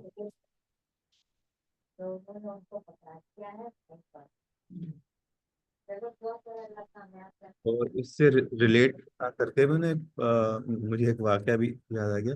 پاکستان میں جو ہے نا ایک بہت مشہور شخصیت ہیں بابا یحییٰ کے نام سے، جو روحانی اور اس طرح کے اس میں بہت مشہور ہیں. تو وہ اپنے اس میں بتاتے ہیں کہ جب ان کے والد تھے تو ان کی کوئی اولاد نہیں تھی. وہ علامہ اقبال کے پاس جایا کرتے تھے، تو علامہ اقبال بھی خود ایک روحانی شخصیت تھے. تو انہوں نے یہی آیات کہی تھی جو یہ یہاں پہ جی. ذکر ہے، یہ پڑھا کرو. تو اس کے بعد یہ پیدا ہوئے. کوئی امید نہیں تھی، وہ کہہ رہے کہ بالکل ہی وہی سب کچھ تھا، اولڈ ایج تھا. ہاں بہت سارے اس میں ہیں، مطلب لوگ بیان کرتے ہیں، اور یقیناً وہ جو ایک نظام بالاتر موجود ہے نا، یہ ایک نظام بالاتر موجود ہے. ہر چیز مٹیریل سسٹم میں کنفائنڈ نہیں ہوتی. اچھا مٹیریل سسٹم بھی نا بہت مطلب ظاہر ہے بات کہیں سے کہیں نکل جائے گی، لیکن مٹیریل سسٹم بھی فقط وہ نہیں ہے جو آپ کو نظر آ رہا ہے. یہ بات تو سائنس میں ثابت کر دی ہے نا. اور ابھی جو سائنٹیفک ڈسکوریز یا ٹیکنالوجی کا لیول ہے وہ ایک لحاظ سے آپ کہہ لیں بارڈر کر رہا ہے بٹوین ملک اینڈ ملاکوت. ایگزیکٹلی. جی جی بالکل. صحیح ہے. تو وہ سب باتیں یعنی ظاہر ہے کہ وہ تو ایک پورا الگ ہی موضوع ہے. وہ یعنی مینیفیسٹیشن بھی ہے. ہم، جی. جی جی، یعنی ابھی آپ جو سوال اور دعا کا جو بتا رہے تھے، اور ہم، اس کا ہم، کہ آپ دعا کبھی رد نہیں ہوتی، ہم، اور سوال ظاہر ہے کہ جو فرق آپ نے بتایا. اب ہم، یہاں پہ آپ تھوڑا سا وہ ہو جائیں کہ ایک نبی ذکر کر رہے ہیں کہ میری جو بیوی ہے وہ بانج ہو گئی ہے اور مجھے بیٹا دے. ہم، ٹھیک ہے، تو وہ ایک ہم، یہ یعنی کہ یہ جو ڈیمارکیشن ہے ایک عام انسان اور ایک نبی، یہ ہم، ڈیمارکیشن ختم ہو جائے گی کہ اگر آپ اس لیول تک پہنچ جائیں. کیونکہ آپ کو ایک طرح سے تھوڑا سا فیل ہوتا ہے نا، اللہ تو اللہ ایک نبی کا بھی ہے، ایک آپ کا بھی ہے. ہم، ٹھیک ہے، ہم، تو آپ کا اتنا ظرف نہیں تھا، اتنا وہ نہیں تھا کہ اللہ نے آپ کو وہ چیزیں نہیں دیں. ٹھیک ہے، لیکن اگر آپ اپنے آپ کو اس قابل بنائیں اور ہم. دعا کریں تو پھر آپ کی وہ اس لیول کی دعائیں بھی قبول ہونا شروع ہو جائیں گی. ہاں لیکن یہاں پر جو بات وہ ہے نا جو بہت امپورٹنٹ پوائنٹ ہے وہ یہ ہے کہ جو ہم نے بات جہاں سے شروع ہوئی آیت کہ یہ تیرے رب کی رحمت کا ذکر ہے اپنے عبد زکریا پر. صحیح. اچھا ہمارا جو فیل ہونے کی بنیادی وجہ ہوتی ہے وہ یہی ہوتی ہے کہ ہم اپنی طرف سے چیزوں کو ڈٹرمن کر رہے ہوتے ہیں یا ڈیفائن کر رہے ہوتے ہیں یا ایون ڈکٹیٹ کر رہے ہوتے ہیں. عبد وہ نہیں ہوتا. بالکل. یہ بات سمجھ جی میں آ رہی؟ جی جی بالکل عبد صحیح اس کہہ کو کہتے ہیں کہ خدا نے نہیں دیا تو یہی بہتر ہے. عبد اس کو کہتے ہیں رہے. جی جی. میں خدا کی بارگاہ میں اپنی حاجت رکھ رہا ہوں. ٹھیک ہے، یعنی آپ ہبا کر، لیکن وہ بہتر جانتا ہے عبدیت اس کا نام ہے. ہوں، یہ بہت مشکل چیز آ جاتی ہے. یعنی ہوں، وہی کہ جیسے اگر شہدائے کربلا کی بات ہے کہ اگر میرا رب یہ چاہ رہا ہے، جو امام حسین علیہ السلام کا بھی جملہ ہے کہ اگر میرے رب کی مشیت یہ ہے کہ ہماری گردنیں اس کی رستے میں جائیں اور ہماری ناموس اس کے رستے میں جائے تو میں اس پہ بھی بالکل. راضی ہوں. یہ جی بہت جی. مشکل ہے نا. ہوں. یہ سوال پوچھتے ہوئے میرے ذہن میں کوئی بھی یہ دنیاوی ہاں چیز نہیں تھی. ہاں یہ ہاں صرف آخرت میں اپنا وہ ہاں، سوچنے کے یہ لیے، نہیں کیونکہ یہ تو نہیں بہت بلکہ چھوٹی. جی جی. بلکہ جو بزرگان ہیں نا وہ کہتے ہیں وہ بھی نہیں. اچھا. اگر تم کمال تک جانا چاہتے ہو نا تو نہ دنیا نہ آخرت. اچھا آخرت بھی نہیں. نہیں، جو جس حال میں رب رکھے او. تمہارا فقط اور فقط ایک एक ही मकसद होना चाहिए, वजअलहु रब्बी रज़िया, वो मुझसे राजी रहे बस, जिस हाल में भी राजी रहे। ये नहीं, लेकिन ये बाकमाल लोगों की बातें हैं, ये हम जैसे लोगों की बातें नहीं है। हम्म, वजअलहु रब्बी रज़िया, रज़ाए रब का हामिल होना ये असल बात है, ठीक। तो लेकिन रिजाइन हम जी। उन चीज़ों को मिक्स कर देते हैं ना, जी ये जी। नहीं कि नहीं ऐसी, हम उस तरफ आ रहे होते हैं कि जनाब ये मतलब हमारे दिल की बातें भी पूरी हो जाए, तो नहीं जी खुदा भी बिल्कुल राजी, बिल्कुल। खुदा भी राजी हो जाए, तो वो सारा वो सब चीजें मिक्सअप हो जाती हैं। तो फिर सर वो चीज़ कहाँ जाएगी जो अपने अपने रब से बातें करो, अपनी हर छोटी से बड़ी बात हाँ, तो करें करें अल्लाह से करें। करो। जैसे मूसा सलाम का भी आता हम्म। है, "ए मूसा हाँ, तुम करें। अपने को भी जो है ना मुझसे ही मांगो"। हाँ हाँ हाँ, तो सही है। दुनिया मांग वो तो। हाँ, ठीक है, तो उसमें क्या हर्ज है, लेकिन जो रब दे उस पर राजी रहो। अगला जुमला पूरा भी तो कीजिए, हम्म। right। Sentence fill in the blanks भी तो करें ना फिर। नहीं दुनिया किसे आप चाहिए आपको लेकिन आपको आखिर नहीं, ठीक है, आप सब मांगे, आपको कोई नहीं रोक रहा। हाले दिल बयान करने से, दर्द दिल बयान करने से, दुख सब रब से बयान करें, लेकिन वो ज़र्फियत पैदा करें कि वो जिस हाल में रखे हो, जो दे और नहीं दे, सब पे राजी रहे हो। नहीं, कि जो मगर आप आइमा, आखिरत को भी इंक्लूड कर रहे हैं, आप आखिरत को भी कह रहे हैं ये कि मैं अहले आखिरत के लिए भी कमाल हम। के लिए बात कर रहा हूँ, ये मैं अहले कमाल के लिए बात कर रहा हूँ। मैंने ये बात उसको क्लैरिफाई किया अच्छा। कि जो अहले कमाल हैं उनकी नज़र में, आप लोगों ने शायद वो अल्लामा तबातबाई वाला वाकया सुना होगा, एक हूर वाला, सुना है? हूर। जी जी जी, हूर वाला वाकया। हाँ हाँ, सही सही, वो फजर की नमाज के बाद जब वो। हाँ, कि जब वो हूर उनके पास आई थी और वो थी, तो जरा सुना दीजिएगा छोटा सा अगर है तो। हाँ, बस अब मैंने नहीं सुना। जल्दी में थोड़ा सा जी जी, अच्छा कॉलें आ चलिए। रही। नहीं, उसमें यही था कि वो अपने अमल में मसरूफ थे, जो बताया था, अमाल दुआएं वगैरह वज़ाइफ में, नजफ में, फजर की नमाज के बाद। तो उन्होंने एक मंजर उनके सामने आया कि बहिश्त की हूर मुजस्सम होकर उनके सामने आई और उनको अपनी तरफ मुतवज्जे किया। तो उस वक्त उनके जहन में फ़ौरन ख्याल आया कि जो मेरे उस्ताद हैं मिर्ज़ा अली क़ाज़ी रहमतुल्लाह अलैह, उनकी हिदायत है कि तुम जो भी करो, तुम्हारी नीयत फ़कत और फ़कत रज़ाए खुदा होनी चाहिए, जन्नत तुम्हारा एंड गोल नहीं है। तो उन्होंने फिर कहा कि मैंने उसकी तरफ से, हूर की तरफ से अपनी नज़रों को हटाया, फिर वो दाईं तरफ से आई, फिर मैंने अपने रुख को मोड़ा, फिर बाईं तरफ से आई, फिर उसकी तरफ तवज्जो नहीं की, यहाँ तक कि वो अफसुर्दा और मलूल होकर वापस चली गई। तो ये अहले कमाल की बातें हैं, ये हम जैसे लोगों की बातें नहीं हैं, बिल्कुल। ठीक है। लेकिन वो यही कि ये जो चीज़ है ना, कि मैं तुझसे सिवाय तेरे और किसी चीज़ को नहीं मांगता, जो इमाम हुसैन अलैहिस्सलाम का जुमला है, रिज़्वन बिक़ज़ाइका व तस्लीमन लिअम्रिक, मुझे इससे प्रॉब्लम नहीं है कि तेरी रज़ा इसमें है कि मेरी गर्दन कटे, जो तेरी रज़ा है, जो तेरी क़ज़ा है, मैं उस पर राज़ी हूँ। तो ये वो सुभान। कमाल है, ये वो कमाल है। तो जाहिर है कि जिसकी हम हसरत ही कर सकते हैं। और इमाम सज्जाद की दुआ भी जो है वो कि तेरा शुक्रिया उस पर जो तूने दिया, और उस पर ज्यादा शुक्रिया जो तूने जो मुझसे नहीं दिया, जो नहीं किया। दिया। जी, ठीक, चलें, फी अमान अल्लाह, फी अमान अल्लाह, जज़ाकल्लाह सर, खुदा बहुत हाफिज़। शुक्रिया। हाँ, बहुत शुक्रिया। बस। जज़ाकल्लाह सर। हाफिज। बहुत जमात खुदा।